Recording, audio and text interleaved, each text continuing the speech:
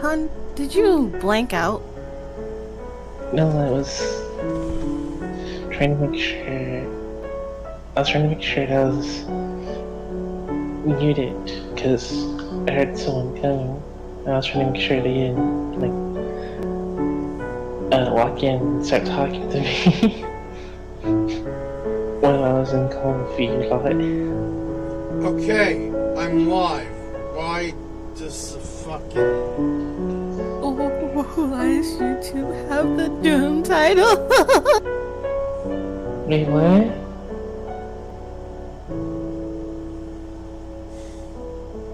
Oh my god. Doom 1 trying to bring the good word. I swear that freaking website is trying to troll us.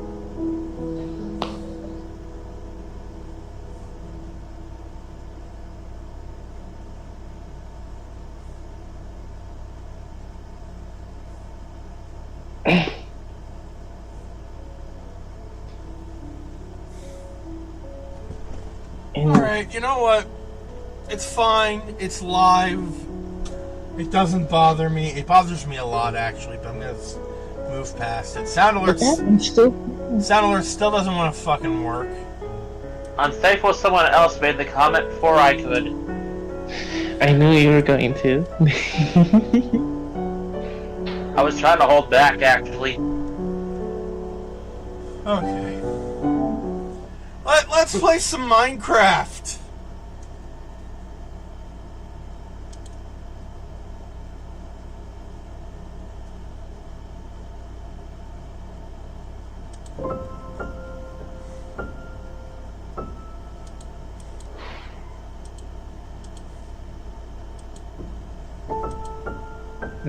When you gotta go, babe? Oh, you muted. Never mind. Oops.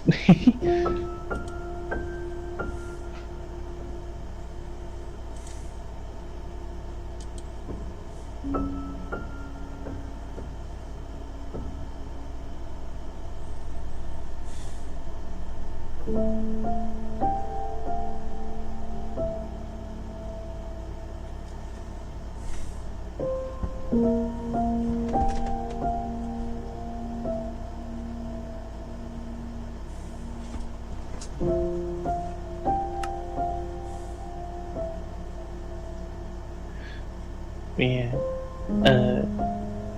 So my first thought during one of my thoughts during the entire Cavern of Spooks stream was the second I get back home, I'm definitely looking for some new horror worlds to take Bear to for this year.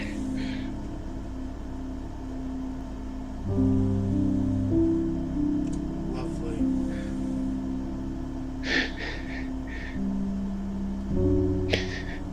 You can't say it wasn't fun.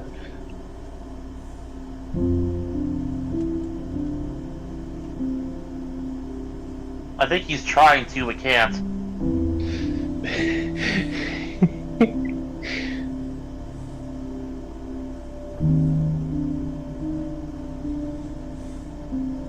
What in the hell?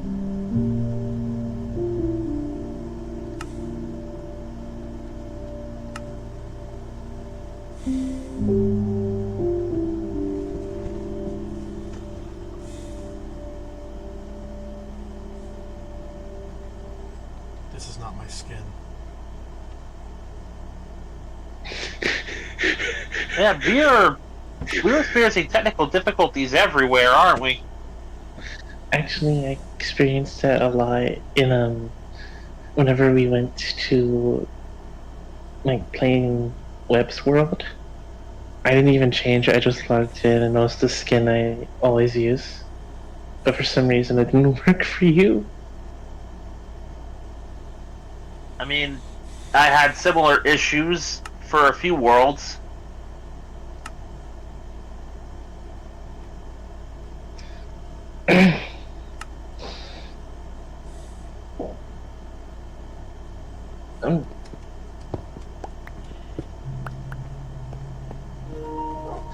I'm sorry, why does it look like Ben was giving someone a piggyback ride? Wait a minute. I don't know. It's something to do with the frickin' aspect ratio or some shit. I really don't know. And you don't care either, most likely. Not particularly. I need a better interdimensional teleporter. This one's definitely up there in, like, whatever the equivalent to miles would be. And I'm starting to see some weird shit going through the portals.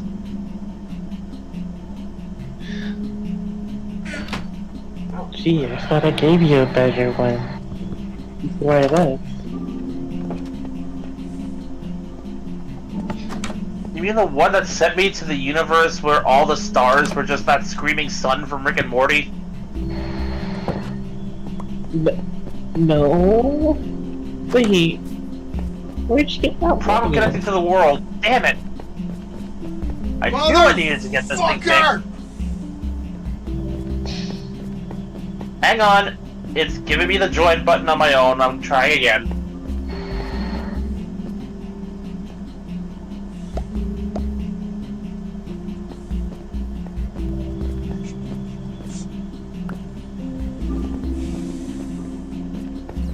It might just be, like, it might genuinely just be, like, some weird atmospheric phenomenon with the Wi-Fi.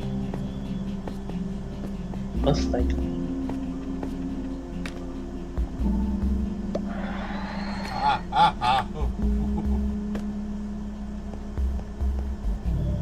Are you having trouble? I almost dropped my pickaxe.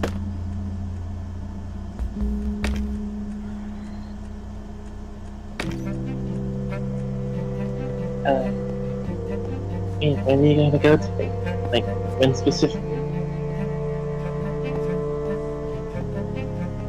You have to be gone by 3:20. Say that again? 4 or something. And more problems.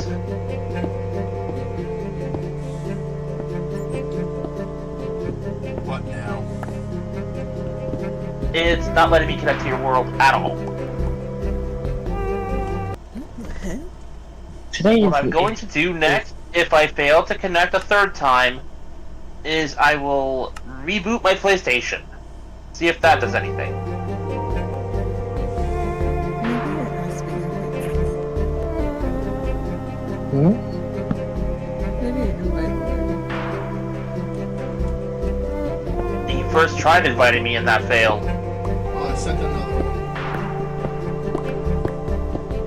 I've got it open, ready to click just in case it doesn't work. There we go! There we go, third time was the charm.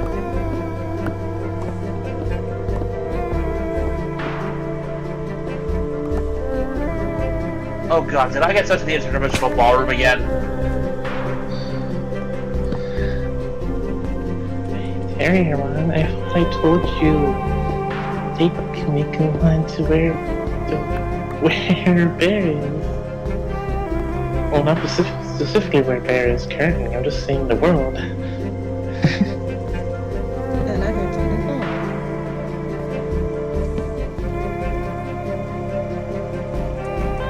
phone. Okay, quickly, someone. What's the day and year again?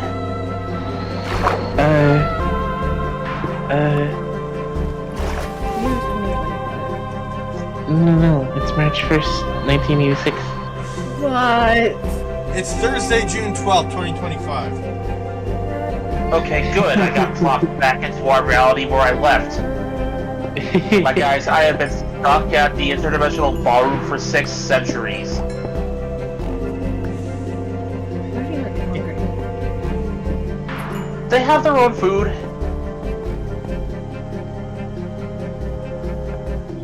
They make you dance for it, but they make you dance for everything. It's a ballroom.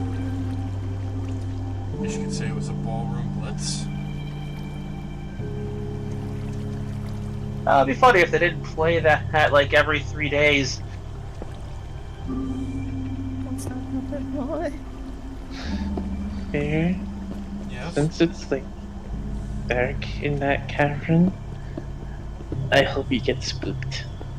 I'm a peaceful motherfucker. I was about to say, he's on peaceful. He should be fine. Being unpeaceful doesn't mean you won't get spooked. It just means that the spooks won't kill you. Last time I checked, no enemies mobs spawn in peaceful. Last What? time I checked, I didn't say specifically in Minecraft. Web, I'm I'm gonna need talking about- Tara. I'm gonna need Tara's home address later.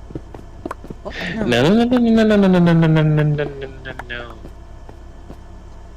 I said later, I wasn't gonna dox you.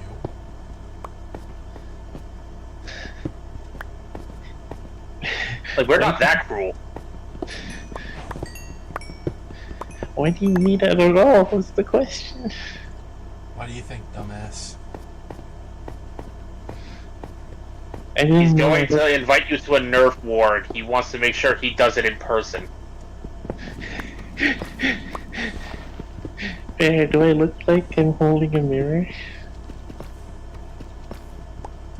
He will bring you the weapon with all the darts if he has to. We will duel at dawn. I would know. He threatened to do the same to. He did it. He threatened to do the same with me off screen more than once. You do not anger the bear. Thankfully, he's very honorable in his Nerf duels. No modifications to the darts or the blasters. And no aiming below the last belt. time The last time I Nerf dueled someone, they hid thumbtacks in the darts. Not fun. Now that's a war crime. Wait a minute. They said the little pins they put in the darts were for stability, so they'd fly farther. Bear, I can't believe you forgot me telling you the story about how I'm able to dodge Nerf bullets. Oh yeah, you can do that. I'm not. So that just means that the game's gonna be even more fun. Bear just has to tire you out. I can. Make sure he brings enough ammo. It's like the Sans boss fight in Undertale. Is that a make one below bear I see? Yeah, I finally made it in. You want to hear another story, Bear? Sure. So I was messing around with like a Nerf revolver during a windy day. My dad, who was outside for something I cannot recall, so I decided, you know what? You know what would be funny? If I took my revolver, went up to my parents' room, opened the window, and shot my dad with the Nerf revolver from the window on a windy day. I know it would. I figured it wouldn't hit. I figured I'd miss because windy day. Turns out, no. I got him right in the forehead.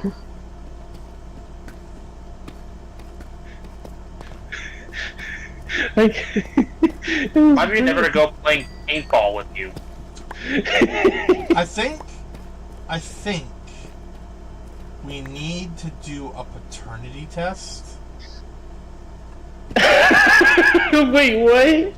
You might be a demigod.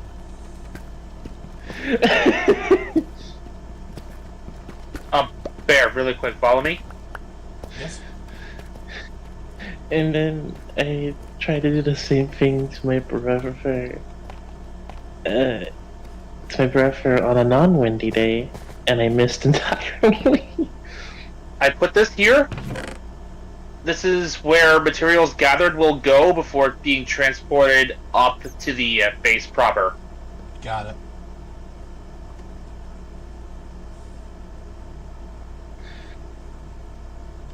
Consider it a mining microbase. I will eventually add smelting materials and a crafting table. Understood. Oh, hon, did you see the thing I sent you? Oh, the video? Mm-hmm. I didn't watch it because, for some strange reason, Discord doesn't like me watching YouTube videos on Discord. I didn't want you to watch it on Discord. I wanted you to watch it on YouTube in your free time. Okay, I'm gonna do something Oh. incredibly stupid, so please bear with me. Did you? Ah, he said with.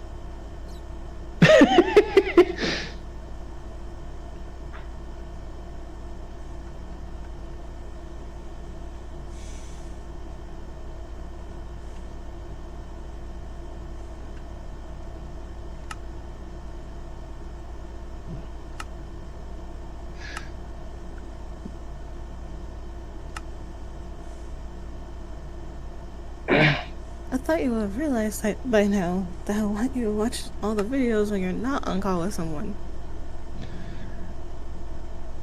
Oh, no. I mean, like, I saw it, but I didn't touch it.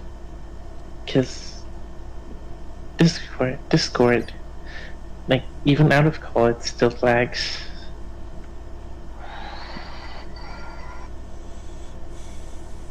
This is why when I do anything Discord-wise, like especially when I'm writing, I have Spotify on in the background. It's one of the few things Discord doesn't try to lag on me.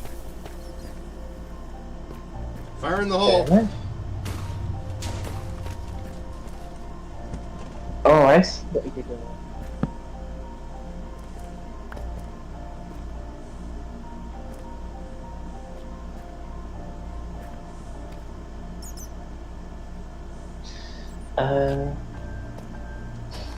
Speaking of holes, I'm gonna dig myself into one for a moment because I need to take a quick break.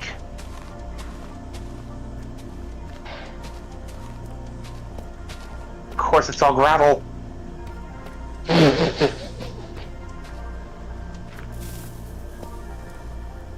Oh shit.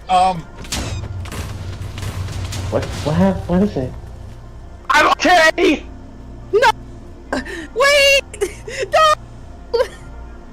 I didn't realize the hole you dug yourself into was right next to me! I'm okay! A little shook up, but I'm okay. Thank you, Netherite armor. Oh my god!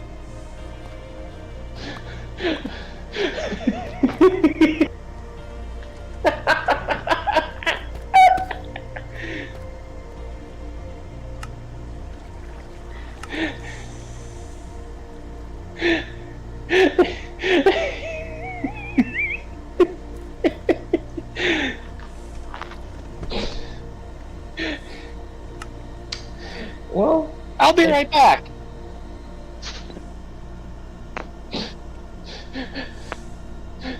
I guess Bear was trying to set up a horror movie with make him as the killer. With him as the killer, I'm the one who almost blew him up. Bear. Yes? My Bloody Valentine. Okay.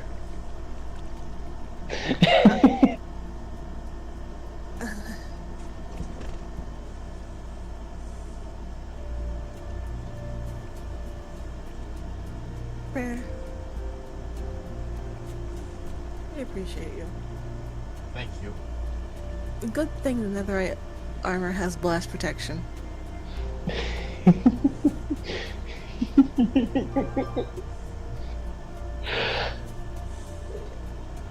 Why are you getting more TNT? You're on creative. I'm switching back to survival.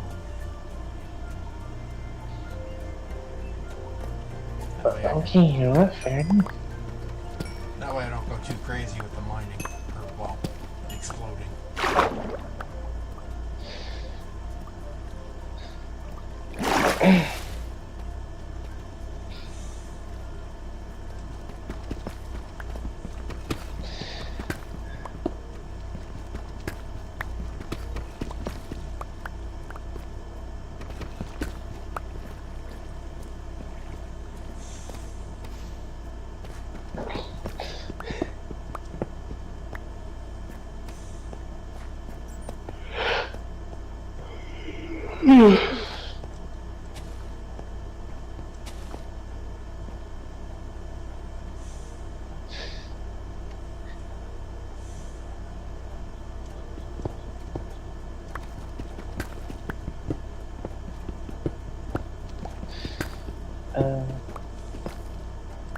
What was I gonna say? Oh, wait. Bear, you said your favorite Sentai was Hurricane, yeah? No, What's that? it's Jetman.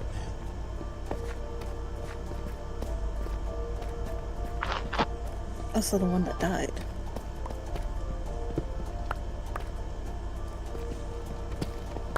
I've never watched Hurricane. Wait, then why did I draw a Hurricane helmet for you? Like a Bear Hurricane helmet? I don't know. I feel like you asked me, or did I ask you? I'm losing my mind. Welcome to my life, kid.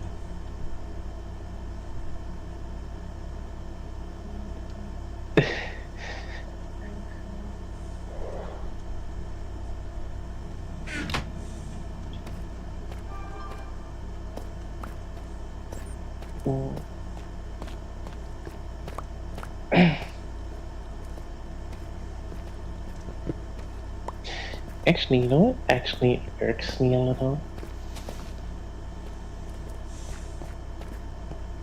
What? So, you know how, Shuriken died? Yes. And then, in the next season, wait. Yeah, in the next season, Abra Killer died. Why is it whenever Hurricane has a reunion special or movie, they don't revive Shuriken, but whenever Opera Ranger has a special or movie, they revive Opera Killer.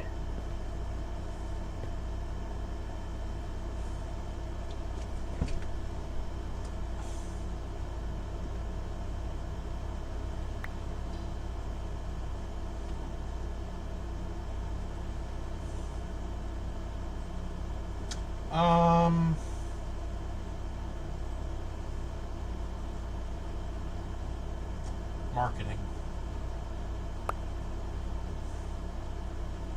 I'm probably gonna hop out and go ahead and get ready. Okay.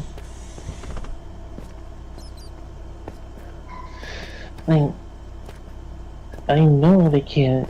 I know they're not gonna bring up the excuse of they can't do it because they can't bring back Shuriken's actor. He never had one. He had a voice actor though. I return. Bye bye. Also, I just realized before Web goes, Tara's promise came true. Bear did get spooked. Shit, he's right. Oh, Well, I'm gonna have to go stab Taro now. wait a minute.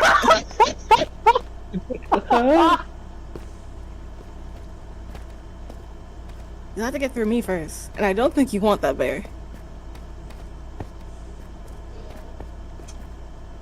What if I stab him? Alright, the knife is foam. What if I stab him in a non-lethal area? No stabbing. Again, it's fine. The knife is foam. Couldn't hurt a fly. Watch me somehow kill Fly with it. You can kill a fly with a foam knife. You just gotta smack it. I mean, I know you can, but it's a figure of speech. Either way, no stabbing of any kind towards anyone, understand? No one wants. I doubt anybody wants to see me get ugly. Yes, ma'am. Good. Excuse me while I put the Mametron 5000 away. Yeah, you do that. Y'all behave yourselves.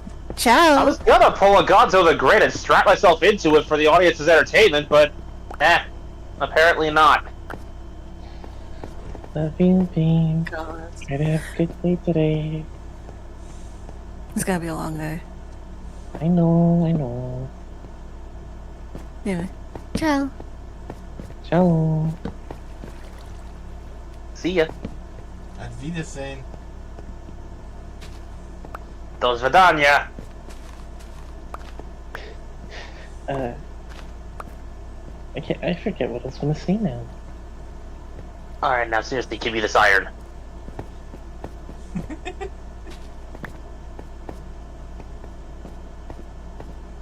Also, that is a massive curtain of water. Yep. In fact, I dare say it's more like a wall.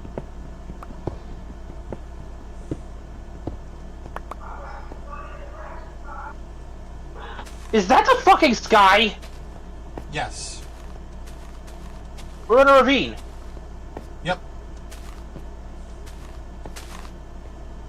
That explains why this place is so well lit. What was I gonna say? Oh, yeah. Now I remember. It's not like he can be brought back due to having no actor. He only had a voice actor.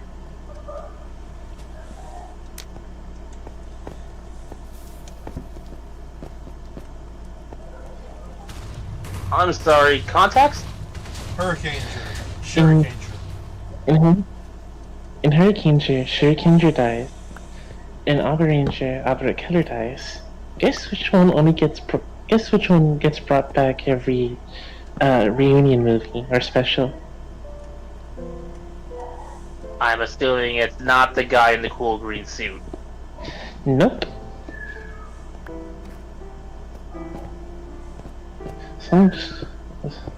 Wait, was that a nope as in I'm correct, it's not Shurikenger, or nope as in I'm wrong and Nope, correct.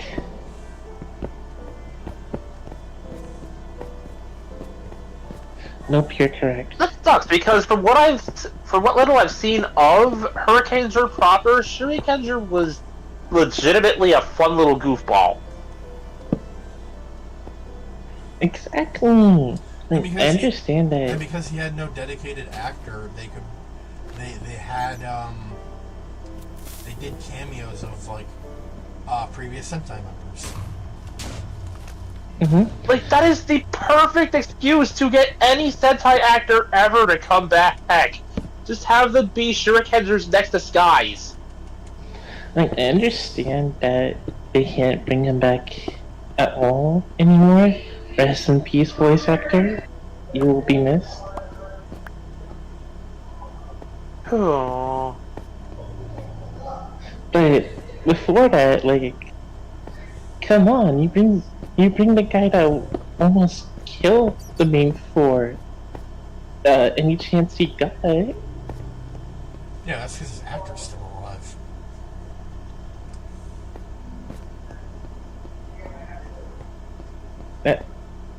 You do realize the voice actor only died recently, yeah? I did not know that. Now I do. I am the fool.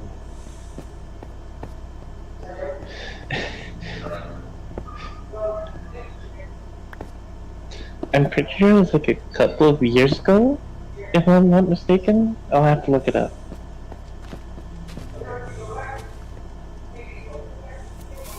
That makes, what, 2 Green Rangers that can't come back anymore on opposite sides of the pond in the last decade?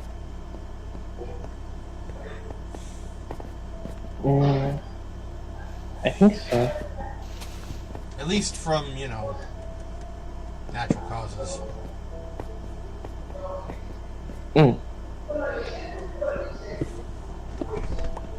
There's a few actors who can't come back for legal reasons.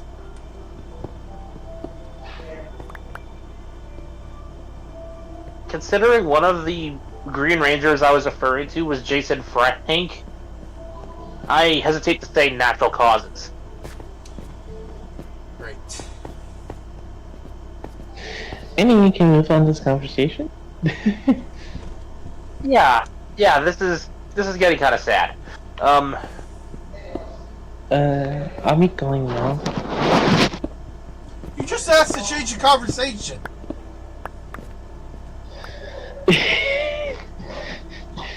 At least give us something to talk about first.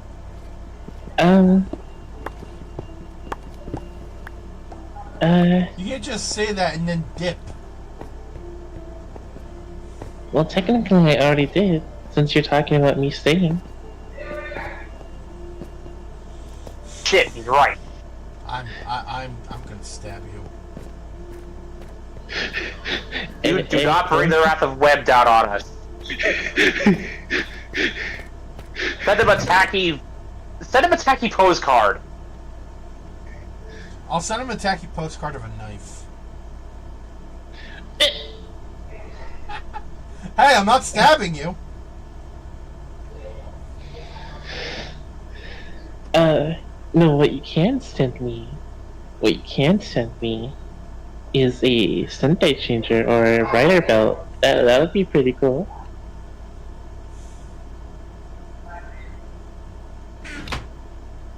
Dude, if I had the money for a Sentai changer, I'd be getting one for myself first. Like, since you brought up Hurricaneger, I might as well mention one of the first ones out of Sprung4. I used to have the primary Ninja Storm Morpher as a kid, and I had it for quite a while. Until my wrist outgrew the strap and I couldn't wear it anymore. Okay, if I were to get you a Sentai or a Sentai changer or a rider belt or something, what would you want? Well, for Sentai, it's gotta be the SP license. For rider,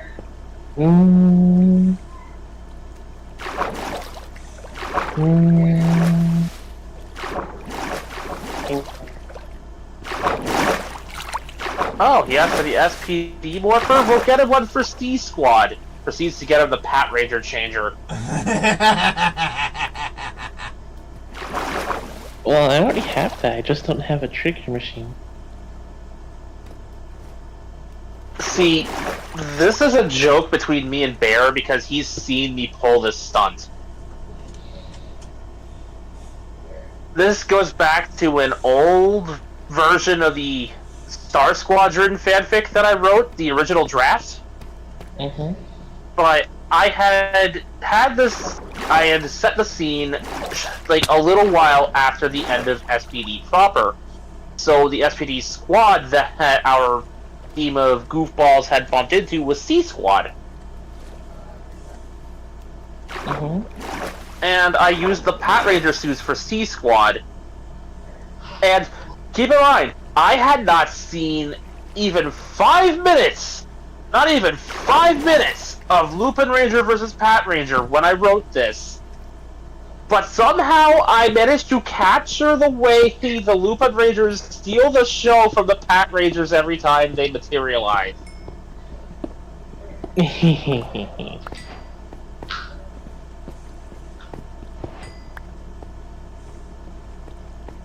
I'd actually turned the Lupin Rangers into a team of expert thieves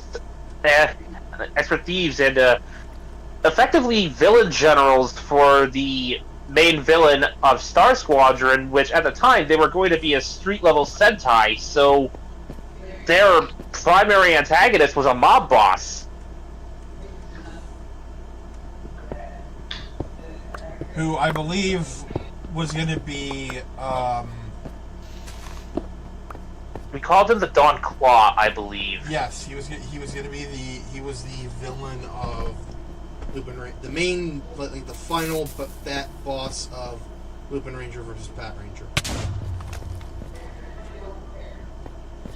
The hilarity continues because I don't think I was even aware of that. I was just using a suit that with the image provided.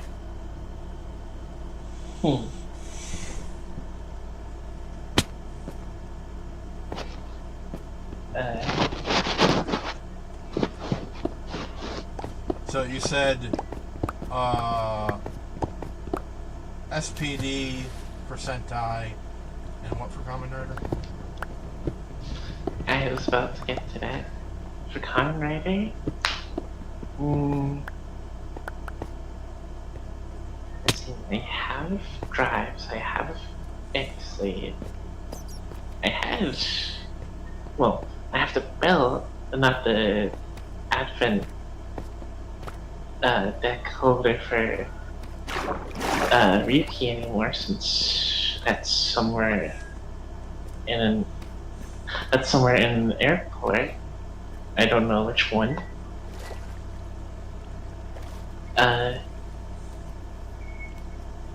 While you're thinking about it, I have a question for Bear. Yes. The Hibiki Riders, did their changers ever get made into toys? Yes. Actually, yes. Well, then I know what rider changer I want.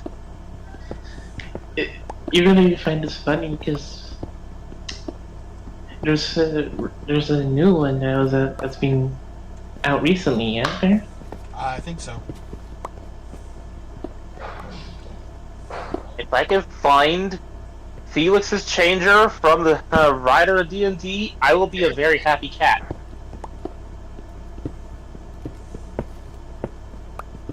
Since we know what changer from Hibiki that would have been.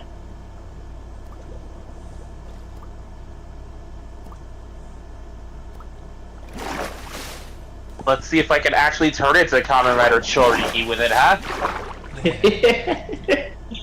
There, I found diamonds.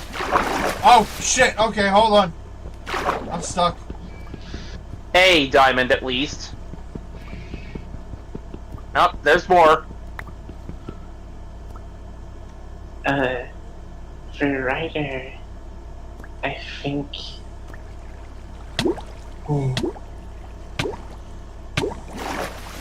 Yeah, I'm gonna say it.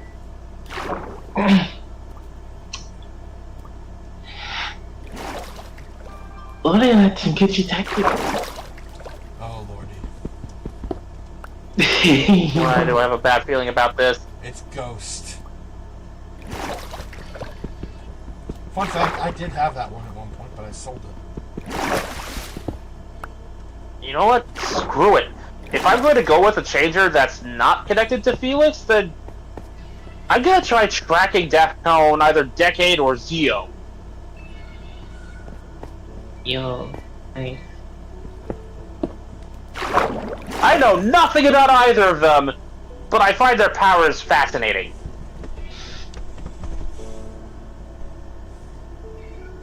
Anyways, I'm a vanish now. Hi, Taro. I haven't even mentioned the Sentai changer I'd be going for, but let's face it, you know me. You know it's gonna be the Gao cellular, the Gao phone. You know, Yep. that thing. Yes, yes.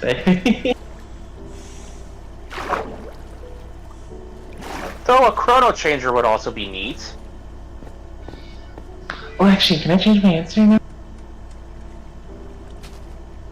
I guess? I was half expecting you to say no. Actually, I said that with the full expectation of you saying no.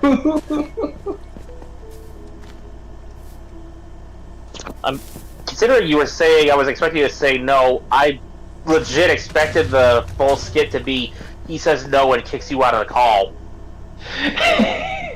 I'm gonna be honest, that was what I was expecting too. I'm not that heartless. No, that guy's over there. I think it's a walking shadow type. Shadow? I'll get rid of it. Let's see. Should I go with the mask? The carrots? Or the Heck yeah, I'll dog. go original. It's okay, I smacked it with a keyblade. It's gone. Dang it! I wanted to see if I actually could.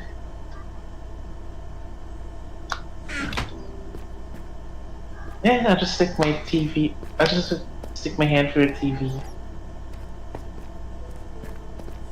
Let's see. Okay, that's it. Like, if he's going for a chrono changer, and I believe he's going to go for the green suit because, of course, he would. I'll just take the time fire changer. Time fire!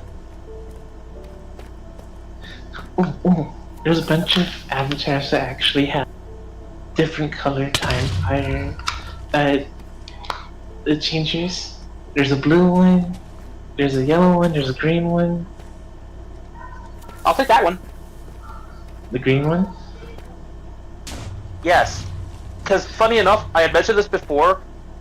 There's a Power Rangers tabletop RPG book that goes over different color Rangers and their roles. And when they mention Quantum Rangers, the little thumbnail picture they have is an entire Time Force style squadron of Quantum Rangers in all 5 colors. Well, here's the thing. Their human forms are gonna be something you're not gonna like.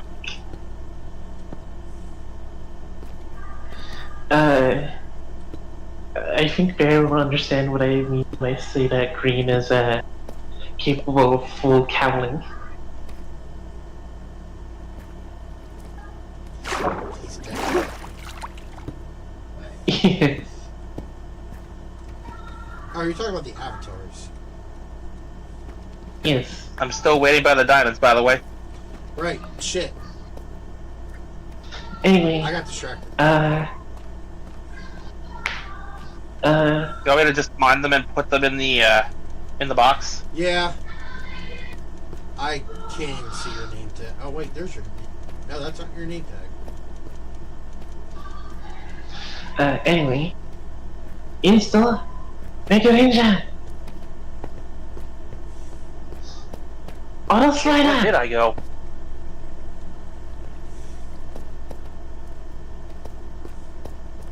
Where am I? I don't know.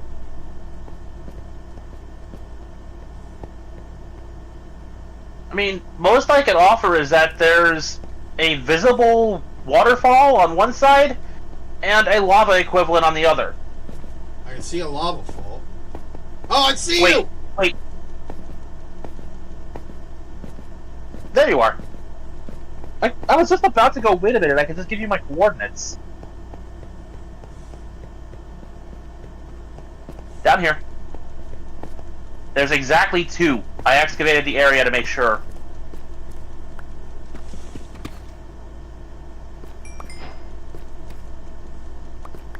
That one's yours. Oh, there's a 3rd one. Oh, shit. My inventory's full anyway, just take them.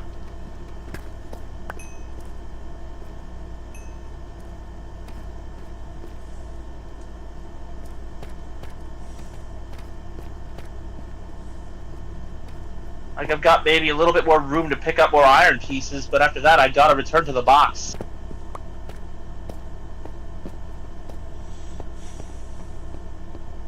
Fair enough.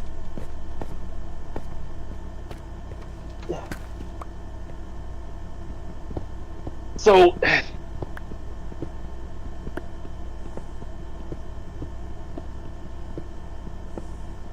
a part of me wants to start talking about the Fallout Equestria thing I've been doing, but at the same time I haven't really mentioned it on stream, so people will be totally lost.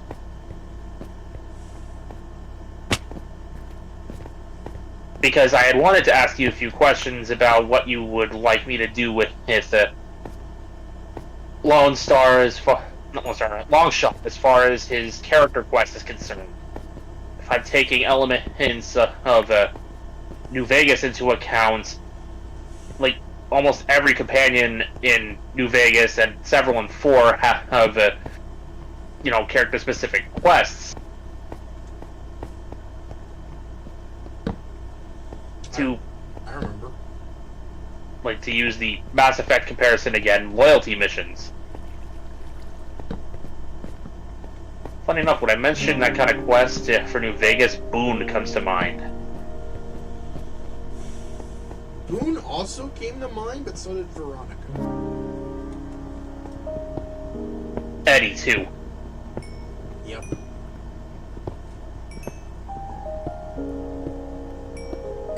And Lily.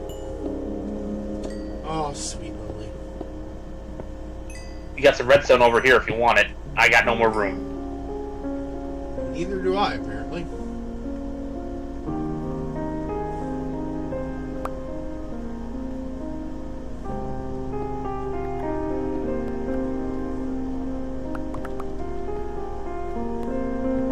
Let's find our way back. We can dump off some of the extra stuff in the chest. That's what it's there for, after all. And I've still got 60 more of these suckers in my inventory that we could probably plunk down wherever, but I'm choosing not to litter the place with a bunch of random as treasure chests. I was gonna say, like, once that treasure chest is full, we haul it back to, Back to the base. I got ya. Where are you going? I found coal. Yeah, always a good resource to have down here. And we're not going to be short of iron anytime soon.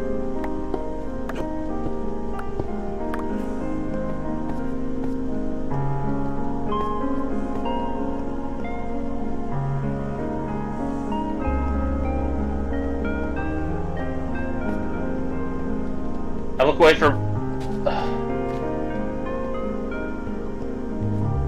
There you are. Gathering mushrooms. Wait, I can't do this. Nope. Hang on. Hang on. It's a thought that counts. My guy, hang on. I'm looking for stuff I could drop. I don't need 2 diorite blocks. No, who needs 2 diorite blocks? Yeet! I also don't need gravel. I got the shrooms. Nice.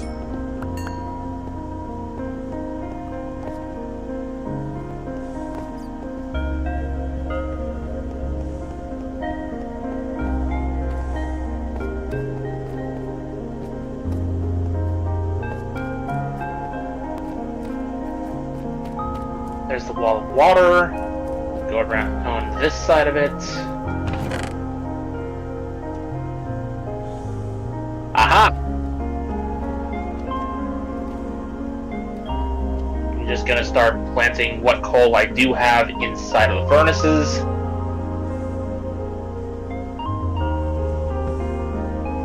And smelting iron while I'm at it.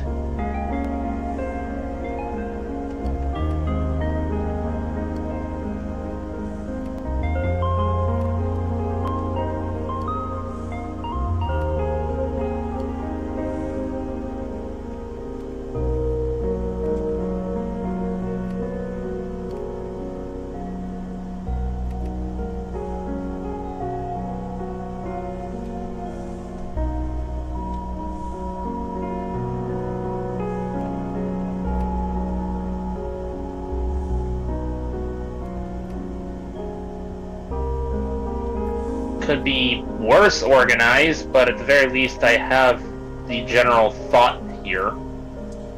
I'm gonna try and find our way back.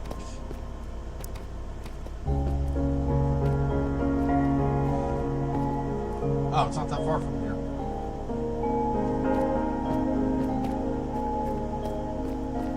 And I don't think we went too overly far. You can see the weird ladder thing. The scaffolding. Scaffolding. Yeah, right over there. Yep.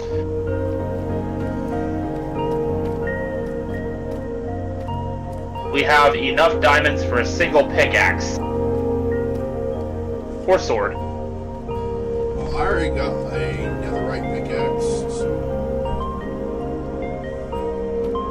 I mean, so do I, so we don't really need the diamonds for that.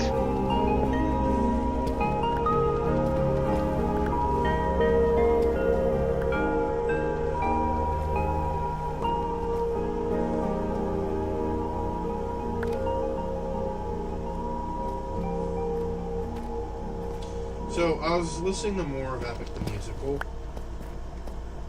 Hmm? Eurylochus is a freaking dumbass.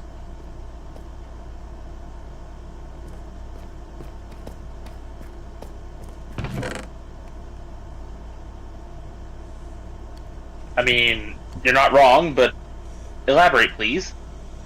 Okay, so. Oh, hey Panda. Sound alerts currently do not work, and I don't know why.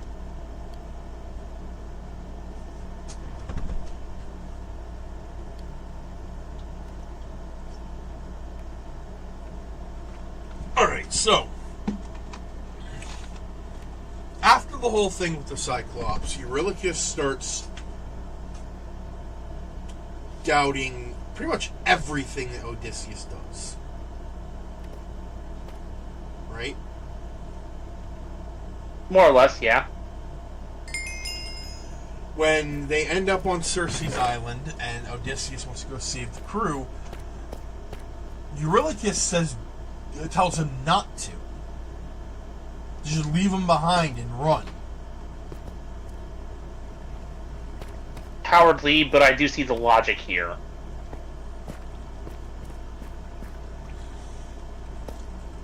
So, I'm not defending him, but I can see the mindset. Okay. We made a mistake with the Cyclops, and it got a bunch of men killed. If these guys want to make the same mistake, running blindly into danger, then let them do so. We'll survive by being smart. Well, the thing is, like, Eurylochus was, like,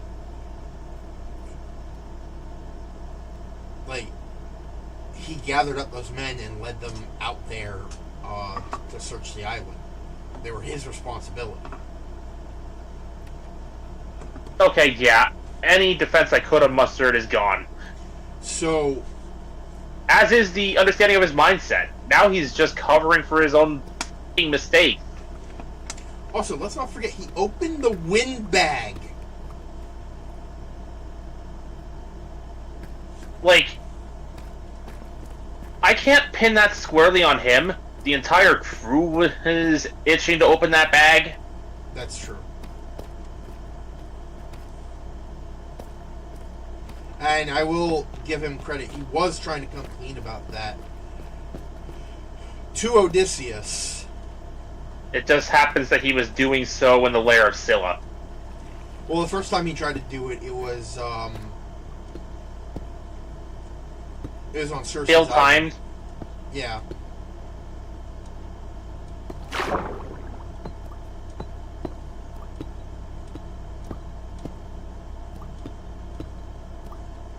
Imagine how things would have gone if they'd actually managed to not open that bag. They were almost home free. Chances are Poseidon would have cut them off. He would have interrupted them right at the shores of the island anyway. Yeah. He would have cut them off right But- in Ithaca. But at least then, the men would have seen, okay, yeah, he did get us as close to home as possible. So let Poseidon have him and we go free, right?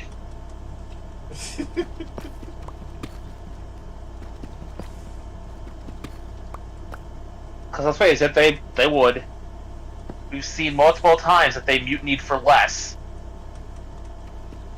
That's another thing. Freaking. Okay, so the whole mutiny thing. So, Scylla has a cost. We know this.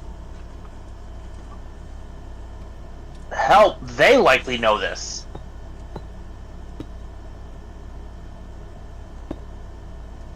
Even before they enter her lair.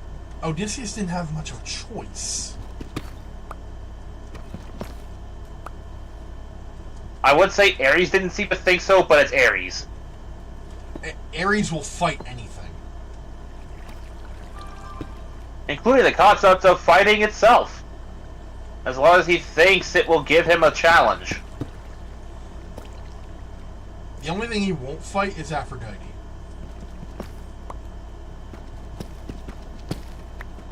Nah, then he'll roll belly up for her. Yep. Like a good little war dog.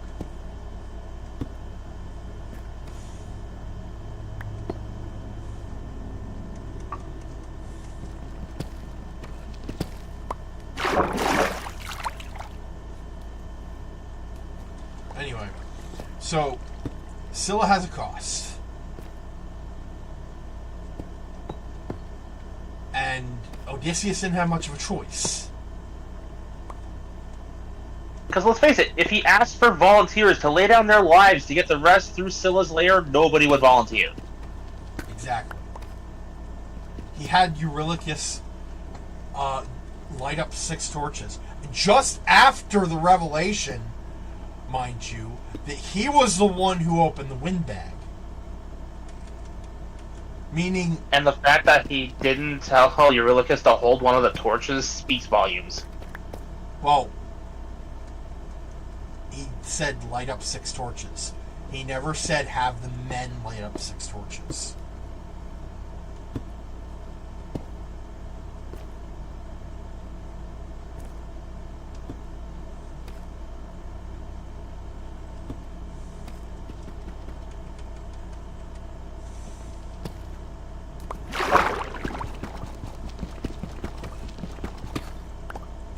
But regardless, in most of the animatics I've seen, now granted, the animatics aren't necessarily canon.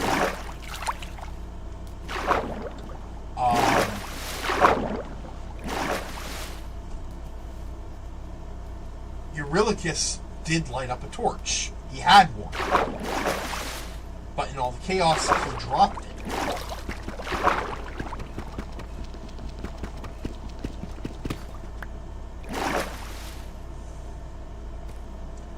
So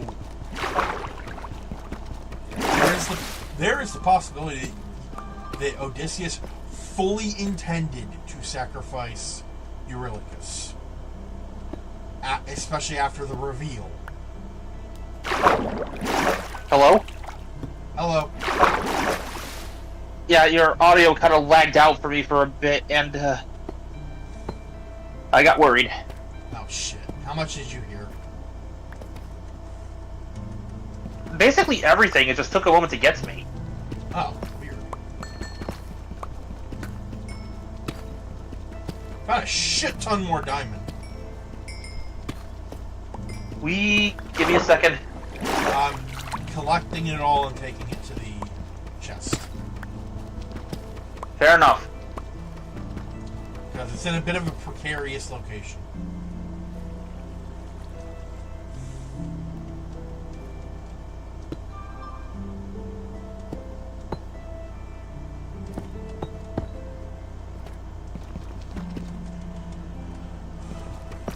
But yeah, after all of that, Eurylochus stages a mutiny. He becomes the captain. And what does he do?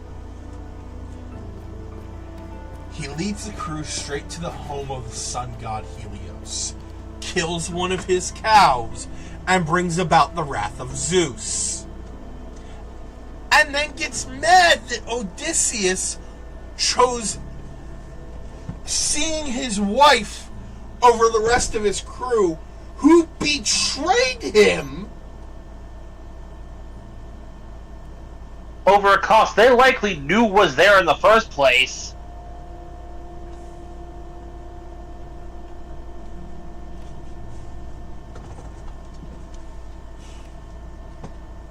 Like, the second.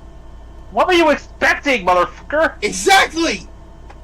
Like, the second Zeus showed up, it's like they immediately made Odysseus captain again. It's like, this is on you. What? You're the ones that killed the cow! I told you not to!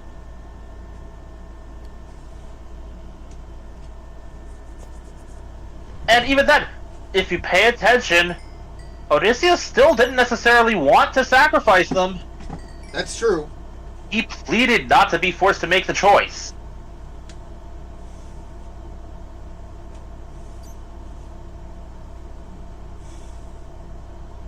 But throughout all of that... Honestly, one of the... Oh, go ahead. It's honestly one of the... It was honestly one of the coldest lines in the entire song. Someone's got to die today, and you have got the final say. You or your crew. Captain? I have to see her. But we'll die. I know. Now...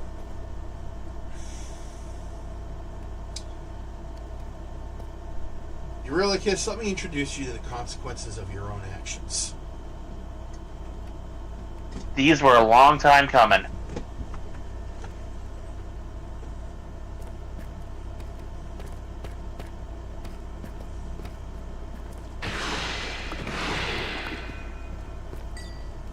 I just picture he makes it to the underworld, and one of those little singing critters from the "Don't Open This Bag" song.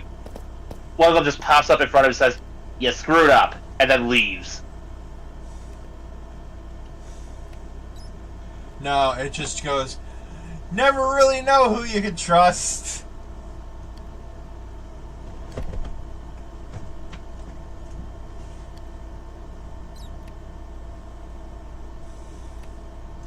Keep your friends close and your enemies closer. Never really know who you Never can really trust. know who you can trust.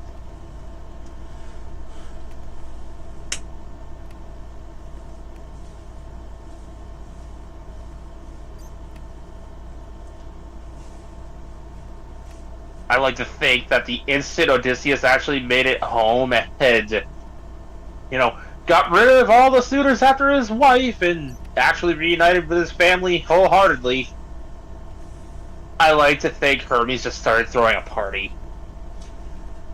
Well, Odysseus is like his great-grandson, so probably.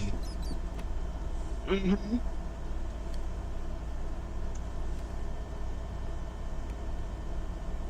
Also, And people wonder why he specifically helps Odysseus twice. yeah, like, fun fact, he is technically the only god in the entire musical, and I think even the original story, to help him straight up. No cost, no bargain, No fight. nothing. He had to fight Circe for her aid.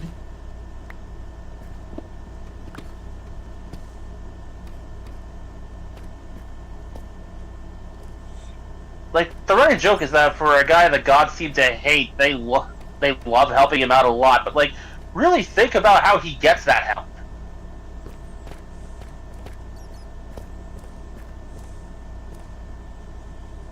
It ain't easy. Dude Yeah. has to earn it. Hermes is like the only one who he doesn't have to earn it from. Don't thank me, friend, you very well may die.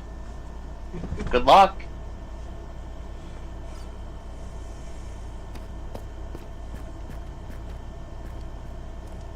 Also, I will stay on this hill. Hermes had the two best songs of the entire saga. Oh, it's hard for me to pick a favorite song. You said Saga. I'm counting the entire musical as one big saga, but yeah, if you break it down into its individual story arcs, I suppose that makes more sense.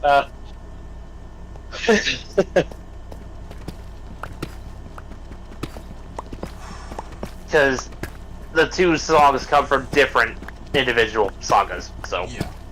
And also, Dangerous is good. It's really good. But it's also part of the Vengeance saga.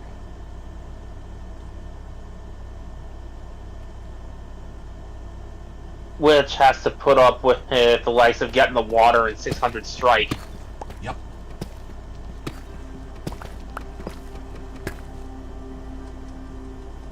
Let me rephrase then.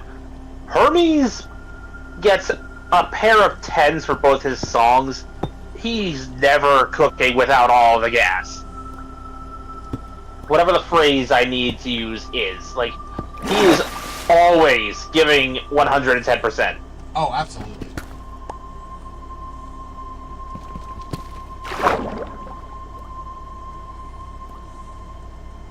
Of all the songs in, the entire musical, he's the only one who I feel consistently I could get up and dance to his song. Absolutely.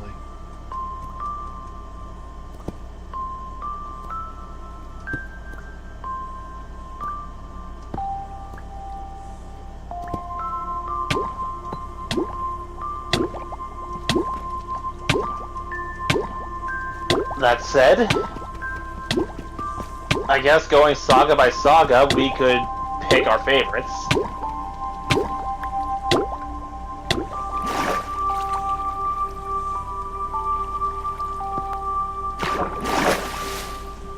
Alright, let me bring up a list.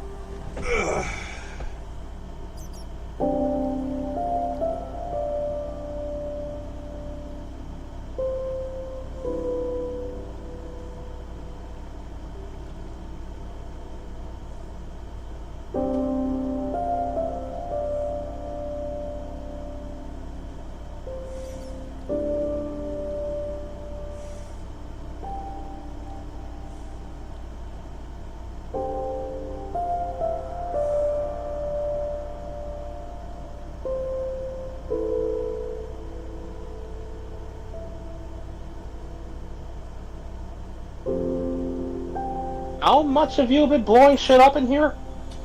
More than I should.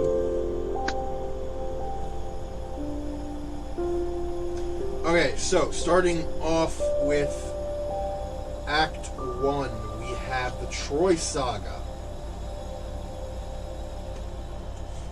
which has The Horse and the Infant, Just a Man, Full Speed Ahead, Open Arms, and Warrior of the Mind.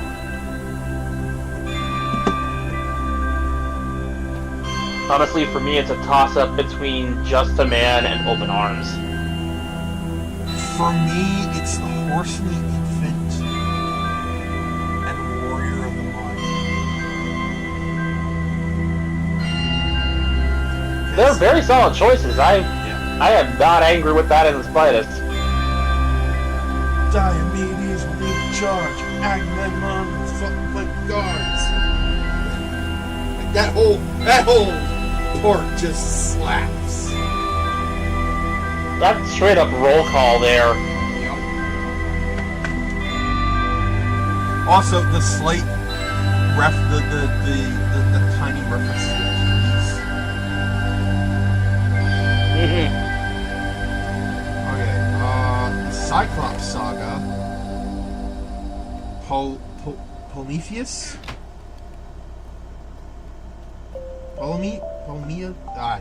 The Cyclops. Survive, Remember Them, and My Goodbye.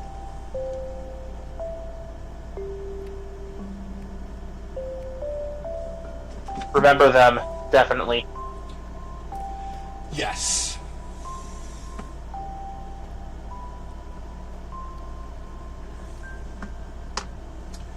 The Ocean Saga was Storm, Luck Runs Out, Keep Your Friends Close, and Ruthlessness. We both know it's gonna be Ruthlessness. For me... But I also have a soft spot for Keep Your Friends Close. I love Luck Runs Out, Keep Your Friends Close, and Ruthlessness.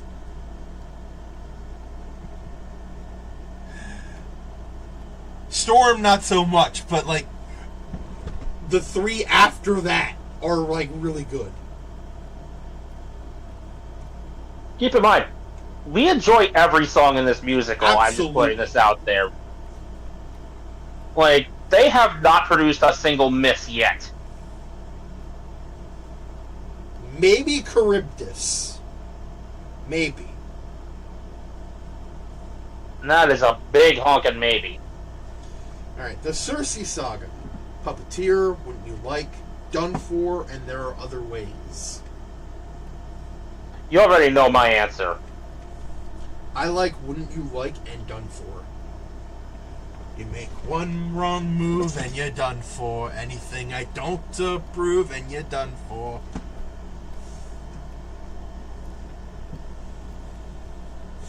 Yeah. Wouldn't you like?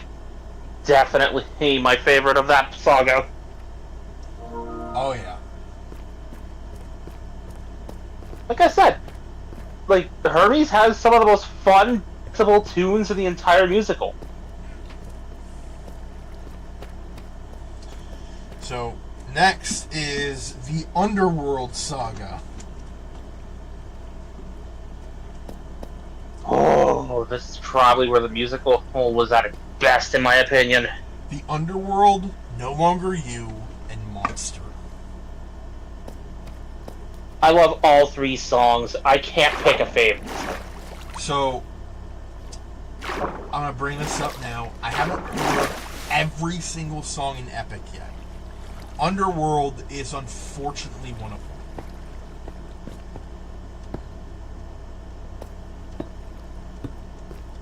It hits pretty hard.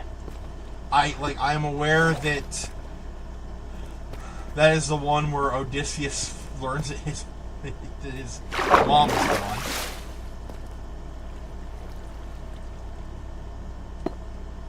He's a lot of what's going on in that song is Odysseus acknowledging this place is traumatizing as hell.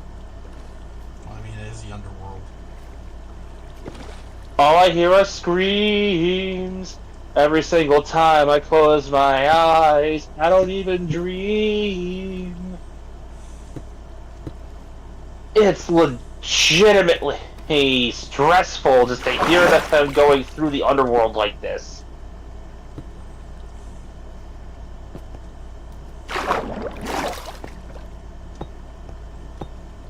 I think the part of that song that is really what it stops your heart there, it's not breaks your heart, stops it.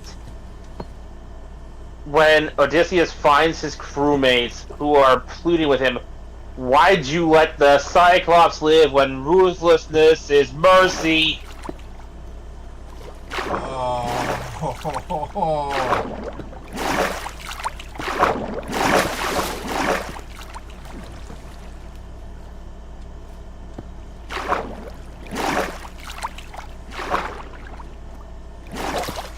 I still really like No Longer You and Monster. Monster fucking Like I said, in the case of that particular saga, all three songs are so good I can't pick a favorite. Yeah. If I had to pick a favorite, it would be Monster. Yeah, pin me down and force me to choose. That'd probably be it too. And I have an emotional attachment to this song because, guess what? That was one of the first songs I was introduced to for the musical. And that was when, for those who don't know about this, we were doing an MLP D&D game at the time, and for that particular point, when I was introduced to this musical, our crew had gone down into the Underdark and we lost a party member. And then I found Monster.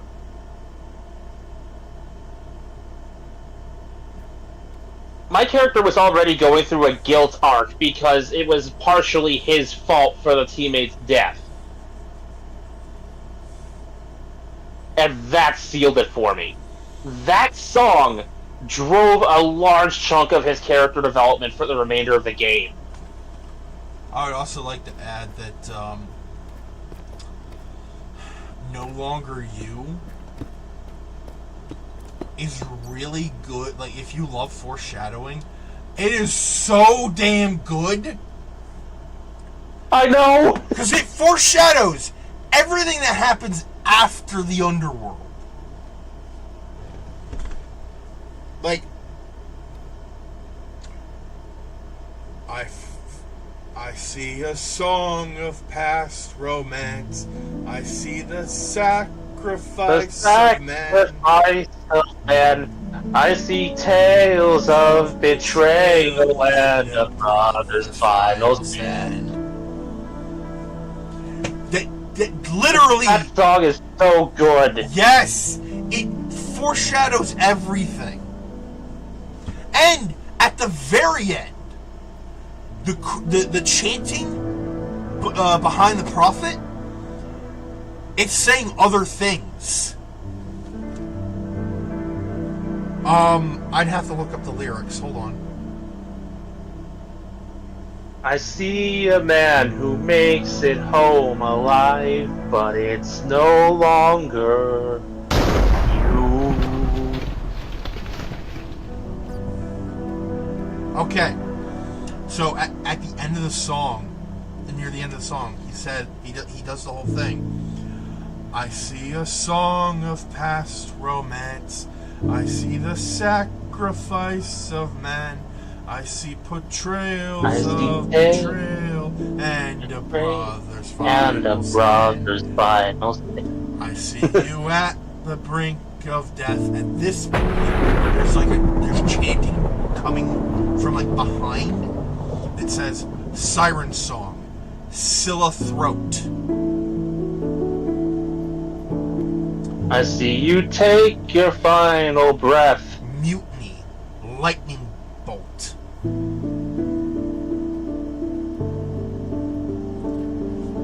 I see a man who makes it home alive. Hurt Poseidon, but kill all the sinners for love. You. And then the ensembles start singing Odysseus.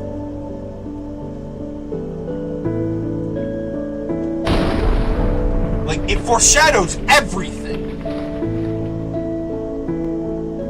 Expertly so. Really good for a song for a song coming from a prophet. I wouldn't have it any other way. That was probably the best work they did in that entire saga. And that is for a saga that, mind you, I have repeatedly said, has no bad songs. I mean, none of the sagas do, but you get my point. Yes. This is a saga that does not miss.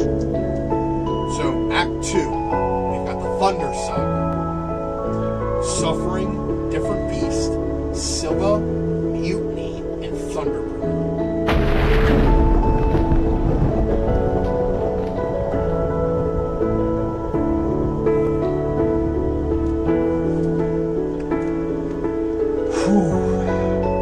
I would have to pick Different Beast and Thunderbird. Different Beast was the other song that ended up inspiring Midnight's character arc, and a little bit of Eyes of Emerald in another game. We are a different beast now. We are the ones who feast now. Spare us, oh, spare us, please. Why? So you can kill the next group of sailors in this part of the sea? Nah, you wouldn't have spared me. I made a mistake like this. It almost cost my life. I can't take more risks of not seeing my wife. Cut off their tails. We're ending this now. Throw their bodies back in the water. Let them drown.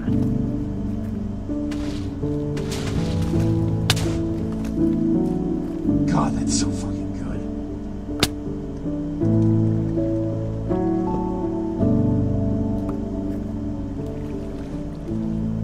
Alright, I've smelted all of the iron. And if you come back to look at the chest, that's everything we have so far. Okay. I also have a stack of torches for you that I forgot to give you. Okay, give me a second.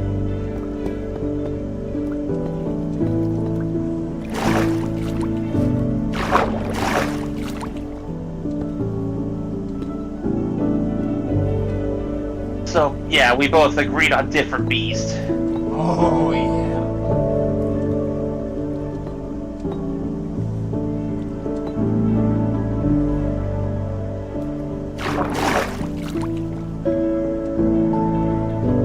What were the other songs in this saga?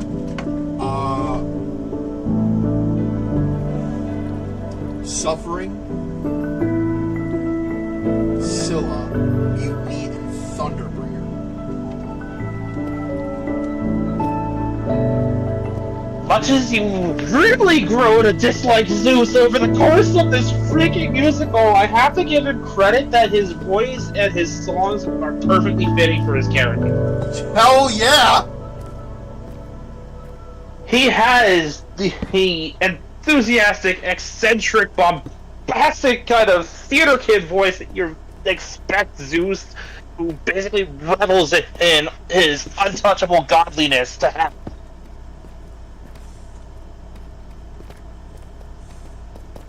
Dude is self-important, and he comes across it. Like, he's charismatic to a point where you want to punch him for what he's saying, and you just can't.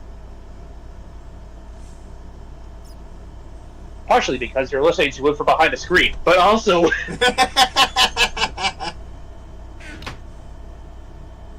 also because he's just got the kind of charisma that would get him out of a lot of situations. Oh yeah. You can fully understand how he's gotten around as much as he has. Thunderbringer is also the song where Odysseus has to choose between himself and his crew. And I've gone over that whole... I've gone over that scene. And how Eurylochus... finally gets the comeuppance for all of his fuck-ups. Yeah.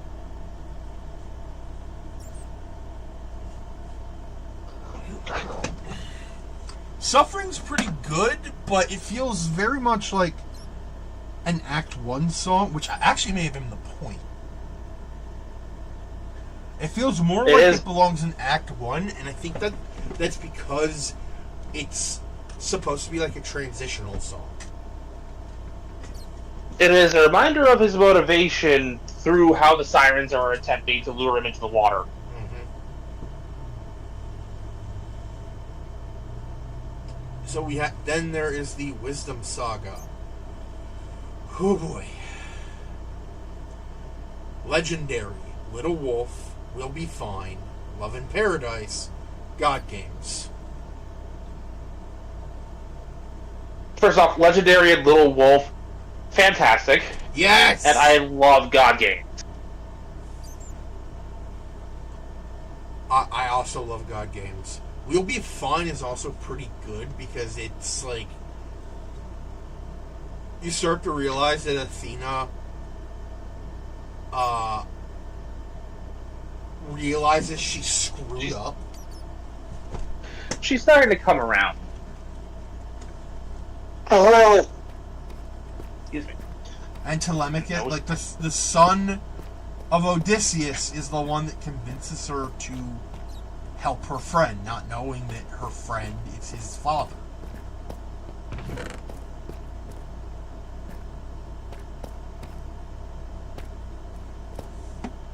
I love that little flashback of, like, it's in the animations especially, the little animatics, but there's a recurring theme I've seen with all of them. Odysseus showing Athena his son shortly after he's born. Yes, I love that.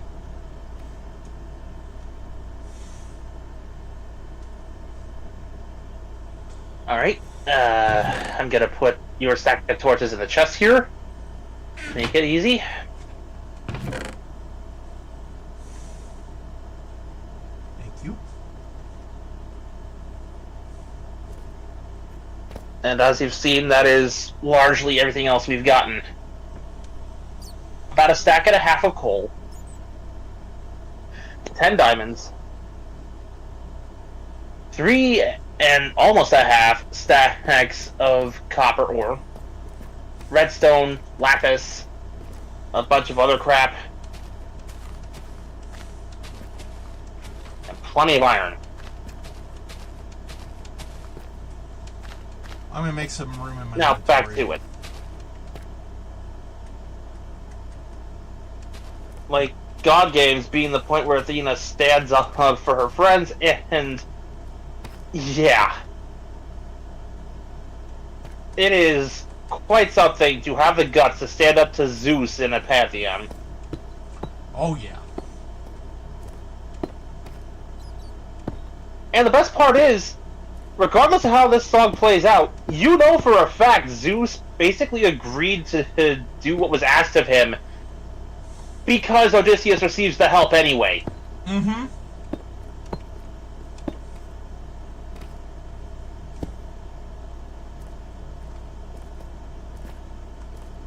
Like, I mean, angry as he was at the moment, we know Zeus respects strength. And that took some serious strength to stand up to him. Don't let it happen again.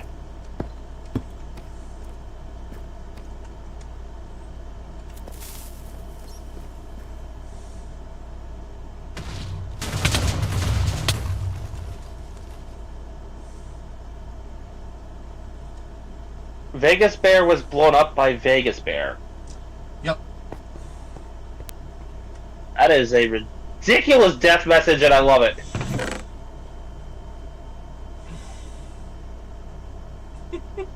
They could have easily said player blew themselves up, but no. They went hit the extra mile. Player was blown up by player.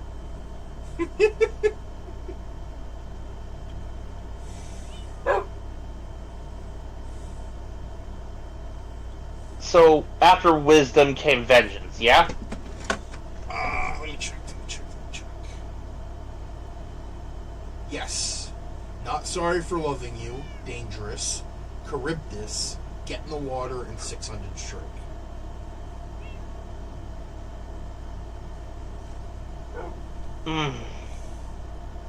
Dangerous, Get in the Water, and 600 Strike are definitely up there with my favorites. Same.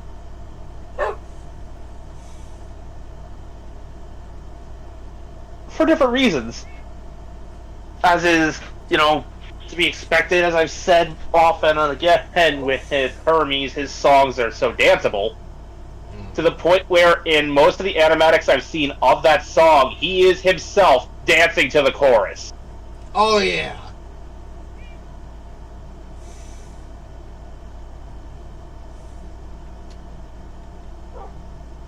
Get in the Water is just that moment where you know everything's going wrong.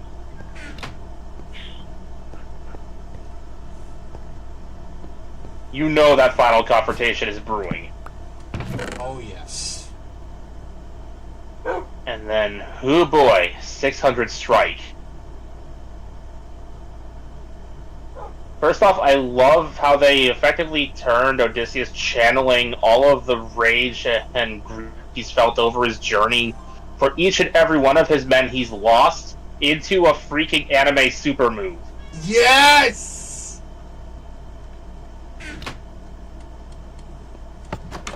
I love that so fucking much.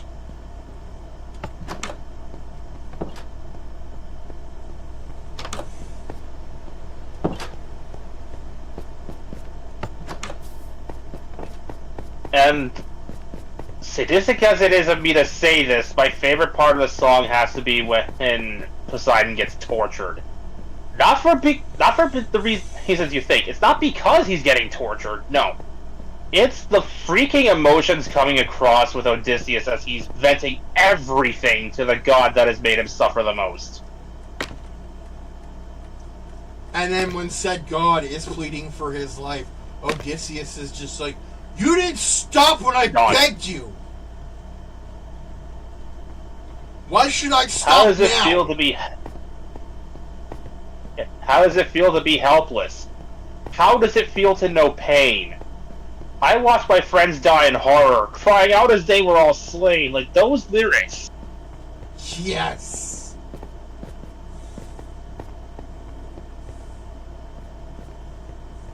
He makes it abundantly clear, no uncertain terms.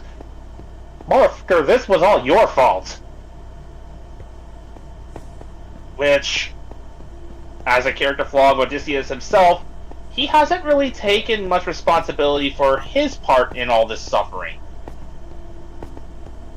If you hadn't given your name to the Cyclops, Poseidon would never have come after you. Honestly, I feel like him losing... Or at the very least would have taken a lot longer, too. Yeah. I feel like him losing everything. Well, almost everything. Like, don't get me wrong, he was appropriately punished for his hubris. But a little Absolutely. acknowledgement would be nice.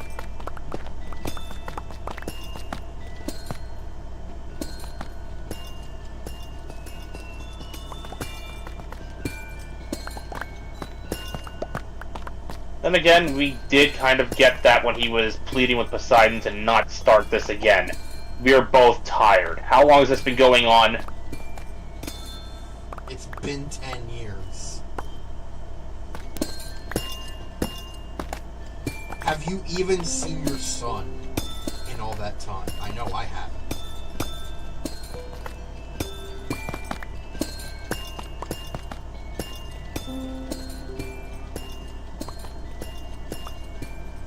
And then Odysseus fails the speech check by asking Poseidon to forgive.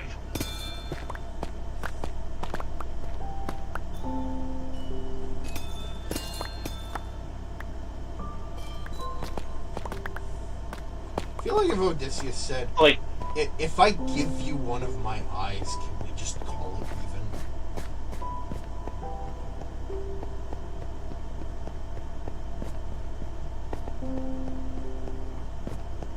Because you're, like, all my crew is dead. my crew's all dead. I've been away from home for 20 years. I've lost the ability to watch my son grow.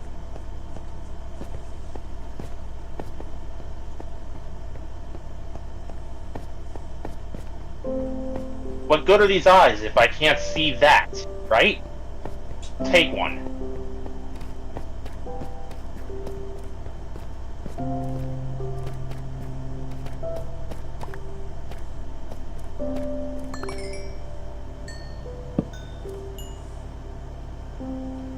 Ooh, boy. And while this isn't a part of the musical, this is a part of the story that I have to bring up that makes me so damn sad. The dog. Yeah. That poor dog. The dog waits long enough to see his master come home, and then after seeing him all of once for a few minutes, as Odysseus and Telemachus go to retake the palace, the dog lays down, closes his eyes, and never wakes up again.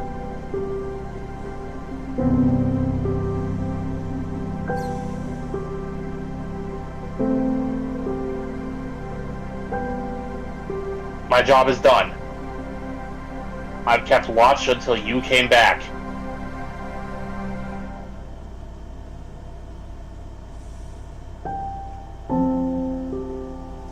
I'm gonna start moving some of the stuff in this chest up to the mining office.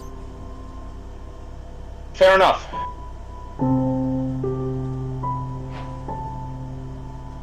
I have no idea where the hell I've wandered off to, but it's pretty rich in iron.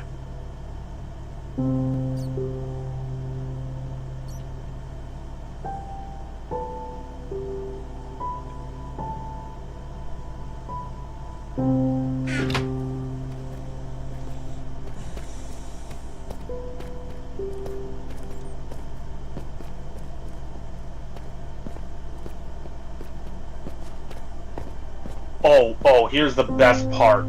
That final song of Odysseus reuniting with Penelope. As you'd expect, there's a fair few animatics for it, but I want to tell you about my favorite one. Someone did the animatic, replacing Odysseus and Penelope with Optimus Prime and Alita 1. Oh my god, that's so cute.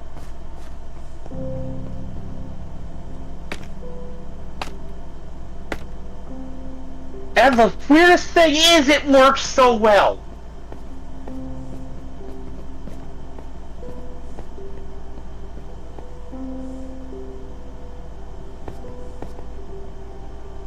Considering how in most continuities, Elita 1 gets left behind on Cybertron while Optimus takes his crew to go find more energy. They're separated for millions of years. And their reunion almost always ends up bittersweet. That is true.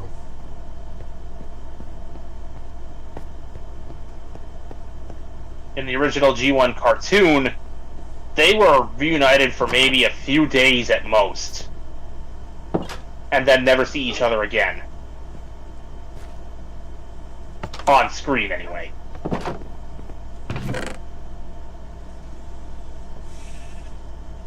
And what happens when they do see each other for that handful of days? Elita 1 was captured by Shockwave, used as bait by Megatron and Starscream to lure Optimus to Cybertron alone. Elita ends up using her special power, the ability to temporarily stop time, which very nearly extinguishes her spark, to save Optimus, and then Optimus has to travel around, basically keeping her on life support, to find Alpha Trion to fix the problem. And ultimately it was through Optimus using his own power filter, parts from his own body, to recharge Elita 1 proper, that both of them end up getting out of this alive.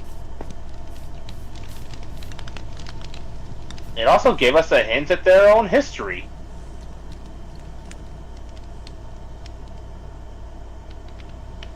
As while both of them existed prior to meeting Alpha Trion, they were rebuilt into the forms we know today by the old man.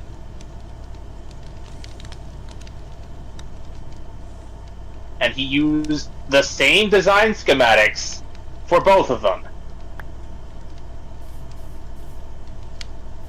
Which we got further context for in another Season 2 episode. The G1 cartoon was not well known for its continuity, but when they managed to keep it straight and tight, they did.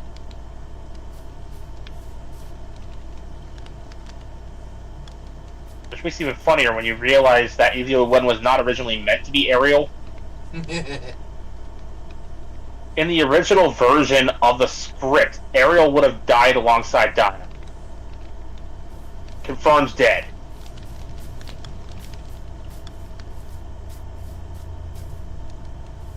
But somebody in the writing process happened to notice, this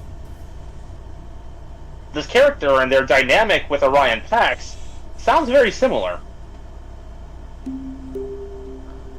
And I've seen the designs, the line art with the colors and everything, and I see she looks pretty similar to someone else we just wrote for an earlier episode, who was also built by Alpha Trion. Let's just connect these dots and see where they take us.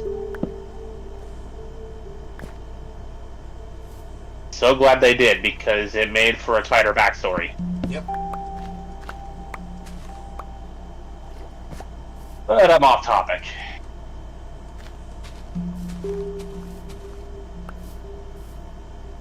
Well, again, it's Minecraft. If there was ever a place to get off topic. There's no story to be interrupting here.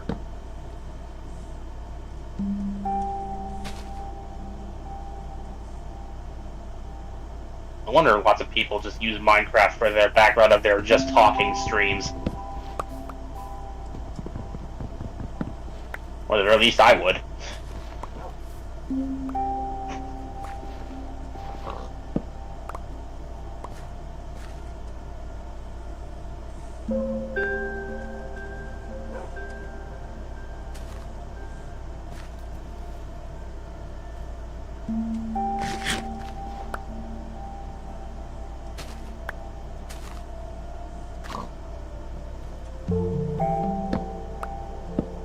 But yeah, if I had to pick a favorite song from that last saga,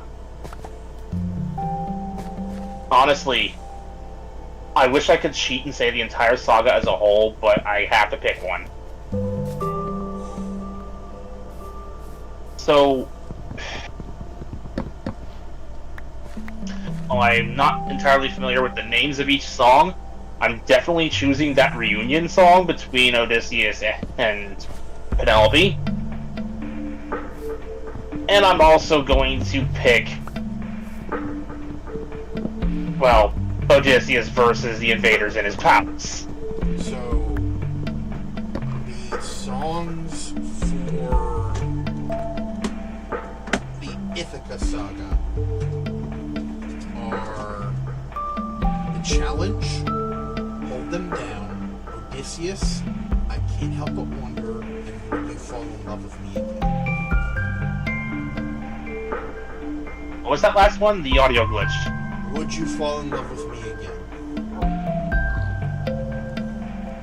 Yeah. Odysseus and Would You Fall in Love with Me Again are definitely my favorites.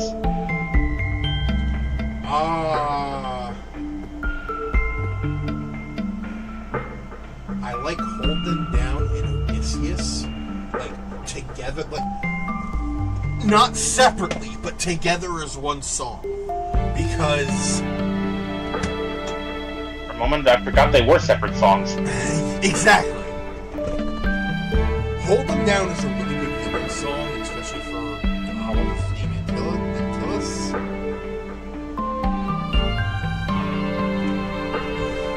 And at the very end, this guy who's been like the villain of this part of the story since Little Wolf is just shot in the throat and killed and forgotten about. You don't think I know my own palace? I built it! Transitioning into Odysseus, where he just mows them down. And it, like, I love that Antilles is just forgotten. His name isn't even brought up. He's mentioned as our old leader. Our old leader is dead.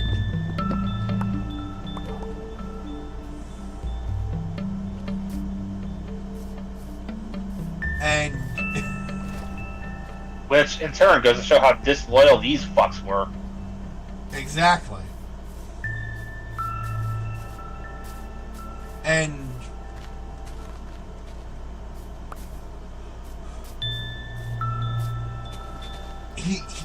I love this. I love that he's just forgotten about because he made such a big deal. He did have an impact on the story because he is the reason Telemachus wanted to get stronger. Whether Odysseus knew it or not, he was the reason he had to get home.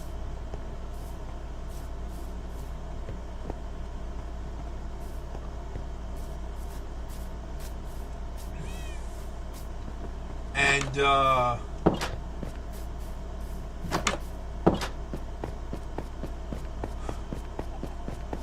I mean, we all know what he wanted to do to Penelope.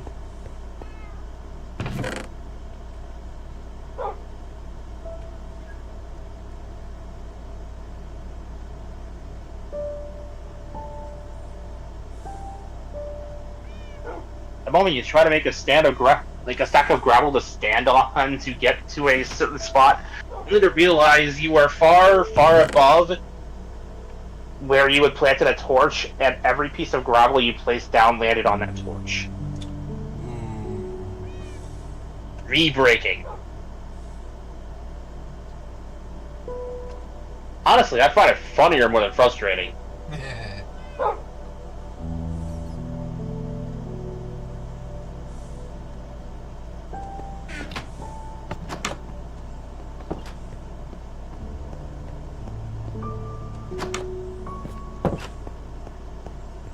But yeah, just seeing this asshole get shot in the neck and then just left behind and forgotten about is really cathartic.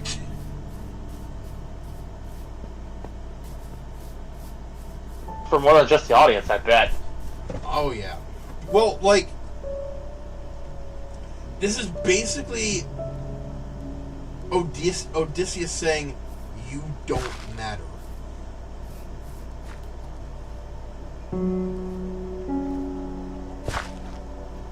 You don't matter, have never mattered. Get out of my castle. You had your chance to leave with your life intact. Now it's mine.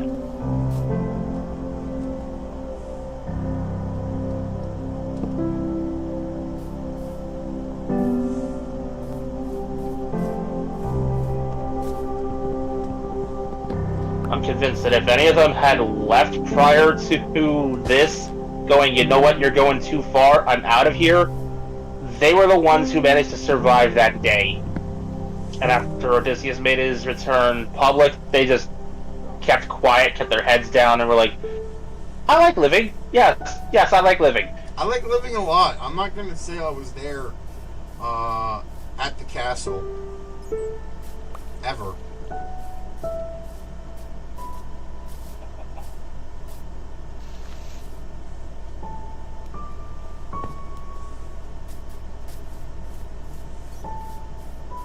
I would go and swear loyalty to protect my life, but that would just get it ended. The best way to stay safe is to stay off the radar. I don't even know what a radar is yet. It's like centuries away from our time, but what the hell, I'm using that expression anyway.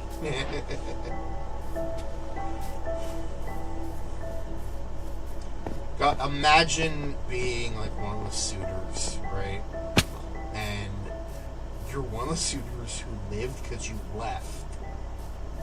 Like, you left the palace. And then a couple days later you hear that Odysseus has returned, and all the suitors that had been there are dead after attempting to rape the queen. Content trigger warning, by the way. Yeah, sorry. Hold Them Down is not great. It's a very dark song. Yeah, when I say not great, I don't mean it's a bad song. It's just really dark. Like I said, a very dark song. Not necessarily bad, but one with a very, very dark subject matter. But don't worry, the guy that's singing about it gets an arrow in the neck at the very end. Mm-hmm. And is immediately forgotten about. Like I've been saying.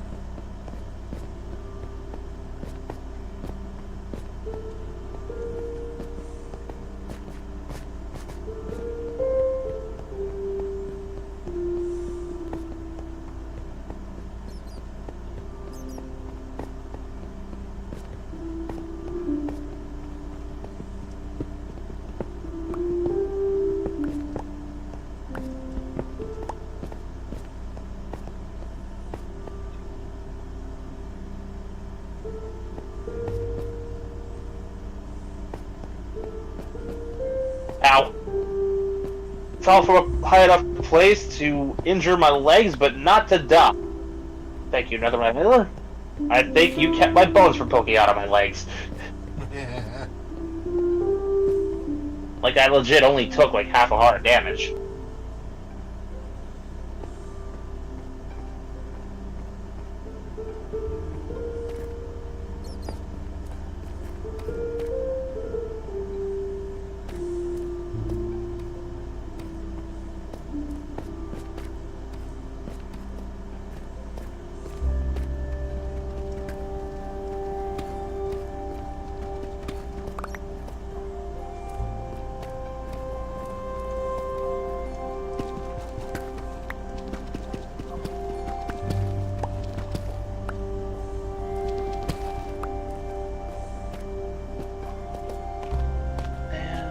The diamond over here so I can put the next batch of coal where it was.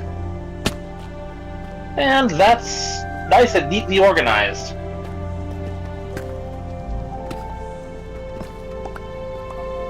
So I put Or whatever. everything I took out of the chest, I put in the chest in the mining office. How did we miss the freaking copper right here?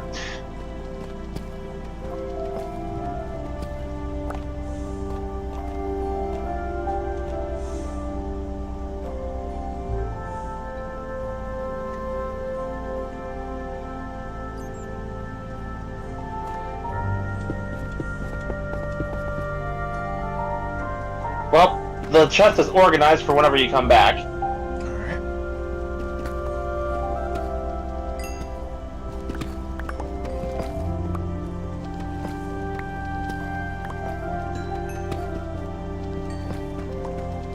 For that matter, I should head back and put away some of the stuff in my inventory that's just been doing nothing but clogging it up.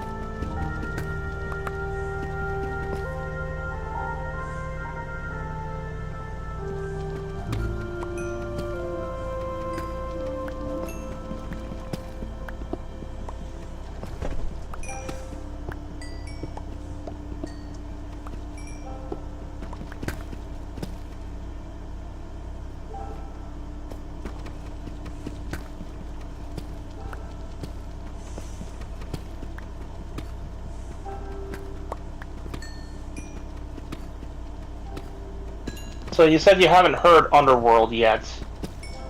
Yes, and the Remind me to send you the link. right, and the Calypso songs. The Calypso songs mostly because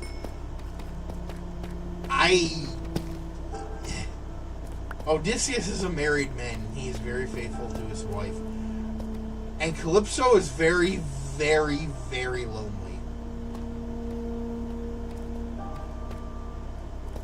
What's funny is that you mention Odysseus' loyalty there, his faithfulness, and I'm reminded of precisely how Athena got Hera on her side. Not once is Right, it was cheated Hera, on his right? wife. Release him. I'm pretty sure that's why Zeus was so pissed at the end of God Games. Not that Athena, beat his game, but rather that she called him out.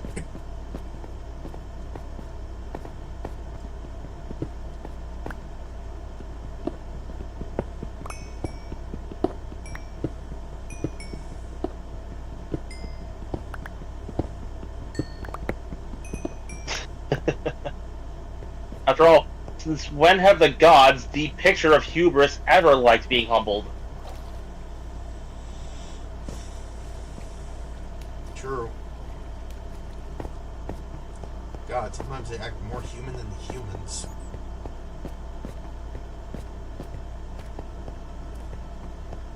And that's what makes them interesting. Too bad some people don't seem to understand that.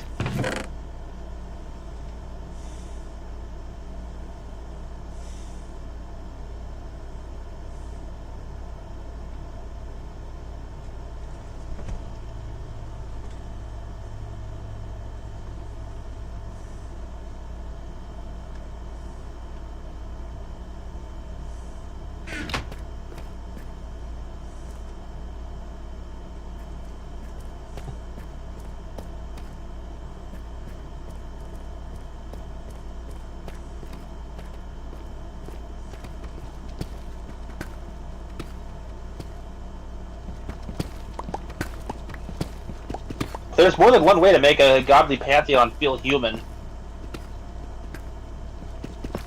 Just look at the Norse gods and how weird they can be. Oh, yeah. That's human spontaneity if I've ever seen it. Like, that is straight up human spontaneity if I have ever seen it.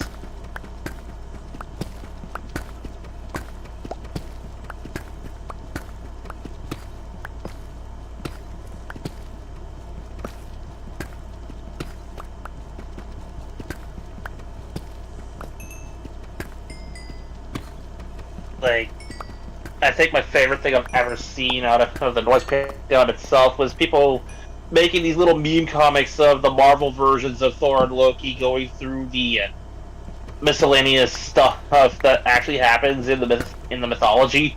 Oh my god. Brother, I'm a lady now. Cool! Brother, I'm a horse now. Cool!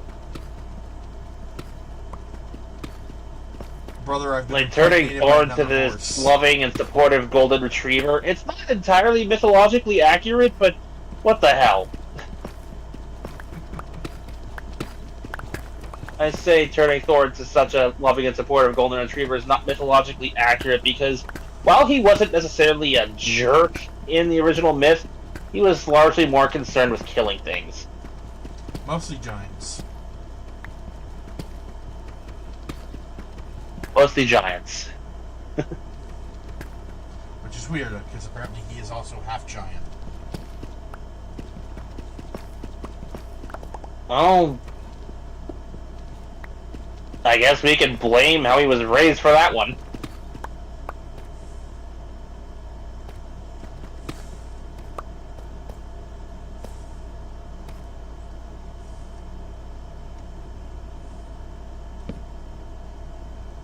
Fuck! Okay, not dead, that's good. We haven't joined. I exist again. Hey, what up? For the sale, honestly. What? But also the sky. The sky is up.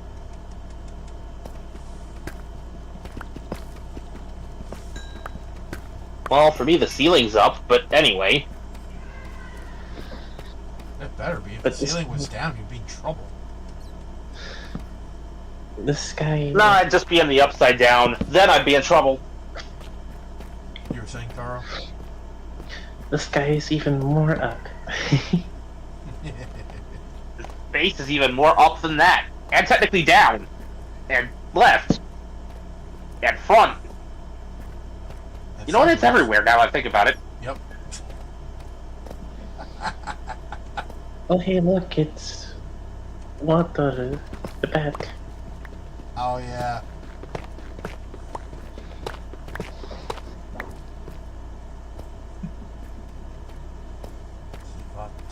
Who's that?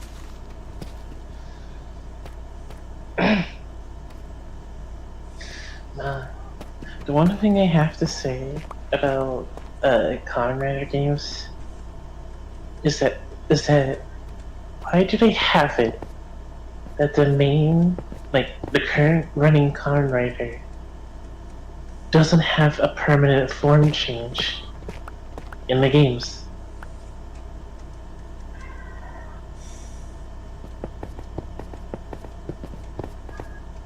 Largely because I feel like the game wants to be canon, and if it is canon, then any form changes introduced in the game would have to carry over to the show, depending on the timing. I know, but like, okay, during Battle Red War, Ghost has up to Token Boost. Meaning any icon he has up to that is fair game, yet they're only attacks, not permanent form changes.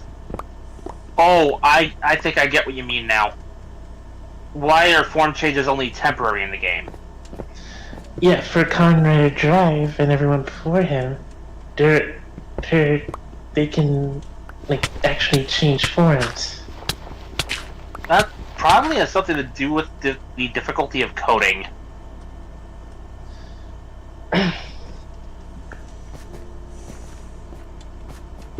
Then again, we have stuff like Bionicle Heroes back in 07, 06-ish, somewhere around there, where we had like 6 Toa masks available for each of the Toa and Naika, which each had their own respective powers, and hey, look at that! You can remain as each one indefinitely.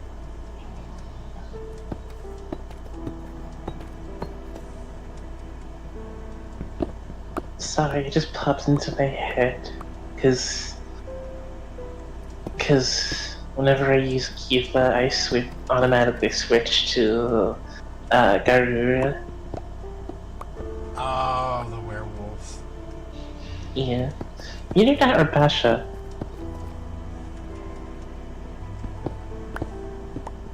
Cause I like their finishers, especially when they put enemies to sleep.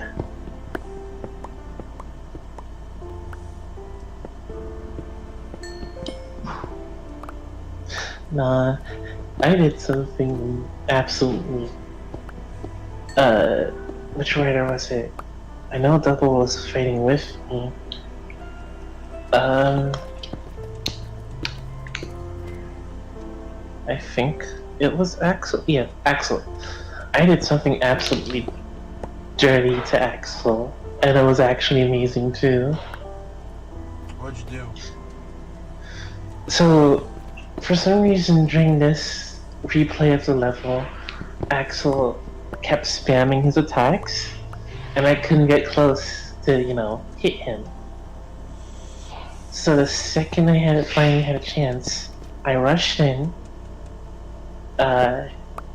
gave him a few punches and kicks, jumped away, jumped backwards, and as I did, in comes Shotaro and Philip laying the smackdown on him next. Like, they ran right underneath me as I was jumping, too.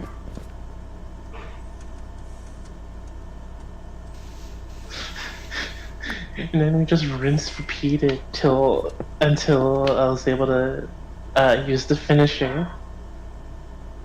Oh, hot damn. I dug straight up, and I am outside the woods and outside the village. I'm in the plains. Neat. Neat.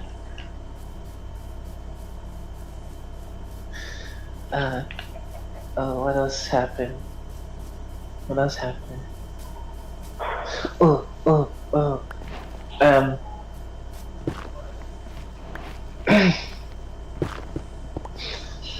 I was playing, I think I mentioned this before, so stop me if I did, but I was playing a Connor fighting game with my dad, and we were both going at it, like, one more hit on either of us would be an instant loss kind of thing, no? So we both triggered final form and final attack, and you really couldn't tell which one won, because they both hit at the same time. But the thing that got my dad to stop playing the game was the fact that my rider was 1 second faster.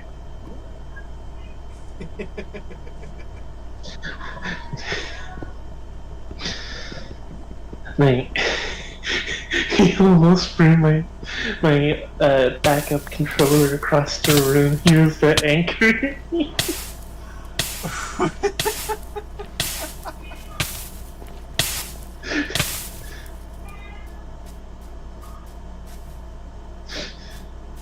I have put up 2 more signs in the storage ori to label the chests on one of the walls. One is for resources, the other is for rock and dirt. Got it. I'm making my way back to the woods.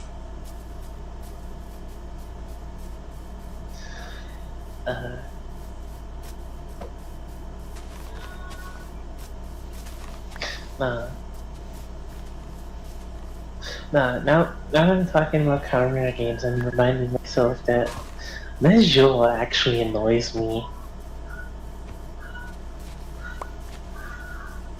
Like, I'm sorry, Ganil, but you're losing your girlfriend today. I return to the mines. Do you yearn for the mine? No, just the shit I left behind in there.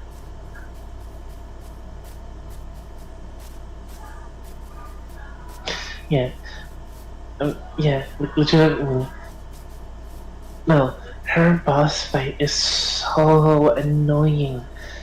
Like, you're supposed to be, hitting her with double, right? And she won't stay still long enough for you to hit her while she's constantly hitting you with water blast. Like, this is literally an Omega versus the Aboramon fight before Izzy hit him with all those With all the spam emails. Yes. I bet there were at least 6 Nigerian princes in there. Yeah. Oh my god.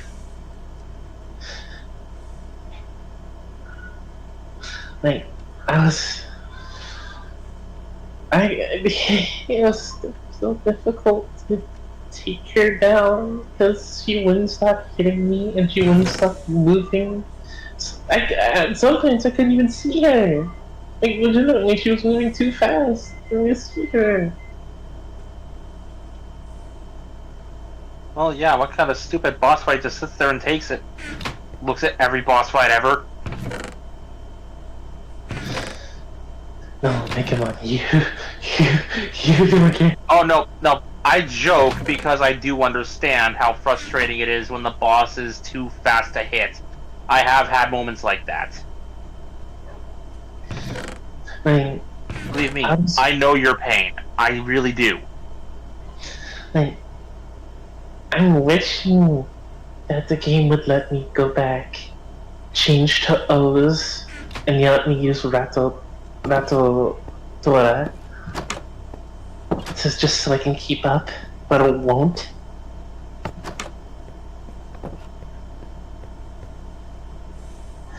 And yes, this is before I get the extreme memory back for Shotaro and Philip. So I'm really stuck.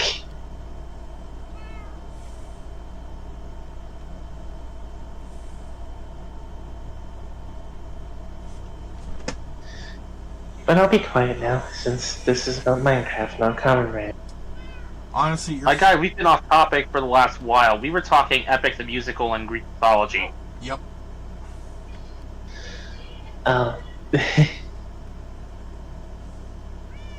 Like, if there's ever a place to be off topic, it's Minecraft. Because there is no plot to interrupt. There is a plot to the game, but no cutscenes, you know? That's fair.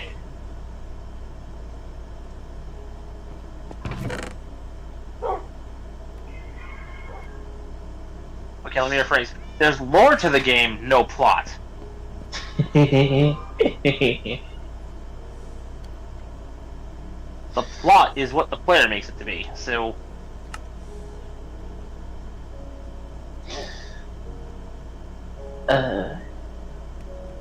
What else?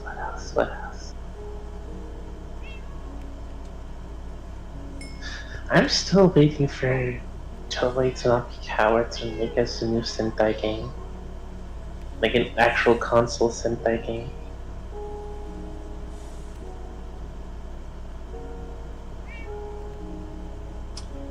Honestly, if they actually did that, I would be surprised. Hell, make it like a, I don't know, a game-only Sentai. Like, not Mega Ranger, but an actual new Sentai that only exists in the world of the game. That would actually be pretty cool. I'd be down for that.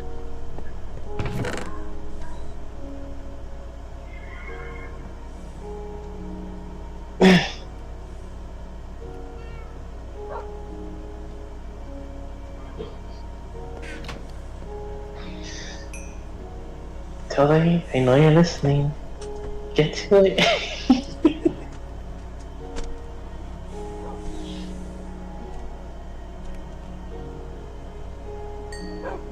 Nah, if Toei actually does that after I say it would be confirmed. It would be confirmed that No. they listen. Toei, make a bear-themed rider.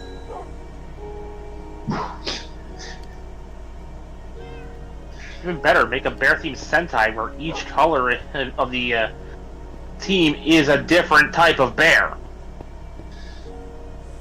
And the Sixth Ranger is a panda. Bear,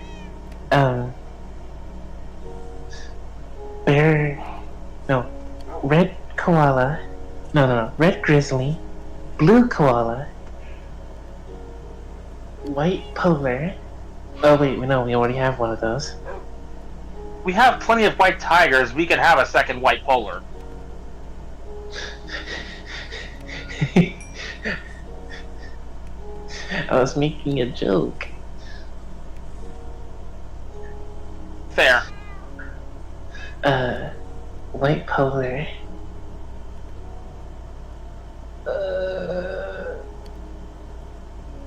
Grizzly, koala. Black Panda. I figure I already suggested one of those.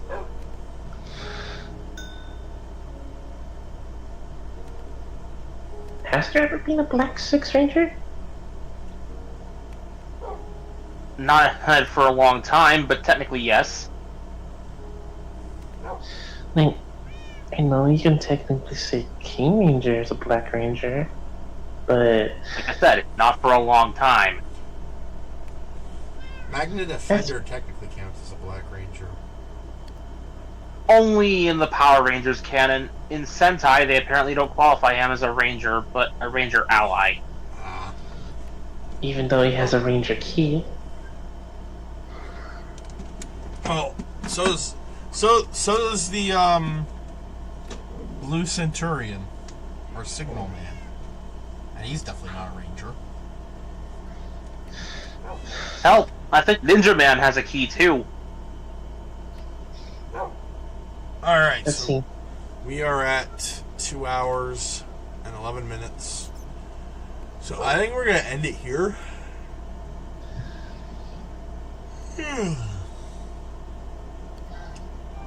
Sounds good to me. Where's the fucking... There it is. Whew. Today was a bit of a frustration. Hectic one. Yes.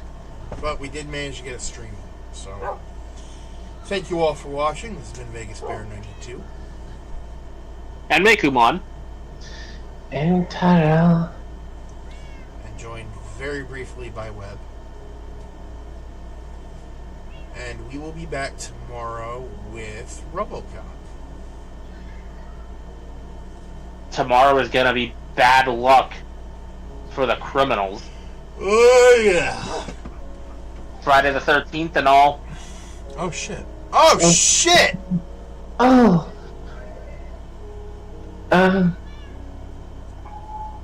Like I said, Well- bad luck for the bad guys. I guess this is this Twitch's way of saying, yeah, you're getting your bad luck today, so you don't have to deal with it tomorrow. Funny enough, that kind of makes sense. Get the bullshit out of the way a day early so Friday the 13th actually runs well. Knocking on wood anyway, just in case.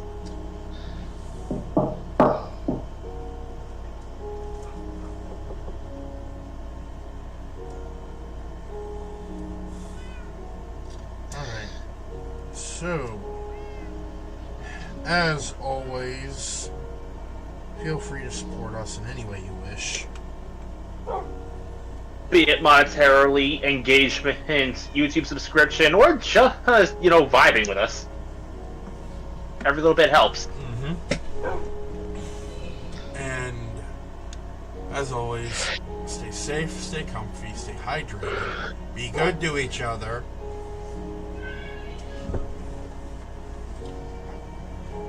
Don't kill a cow that's friends with a sun god and then blame it on your captain after you took control of the ship. What?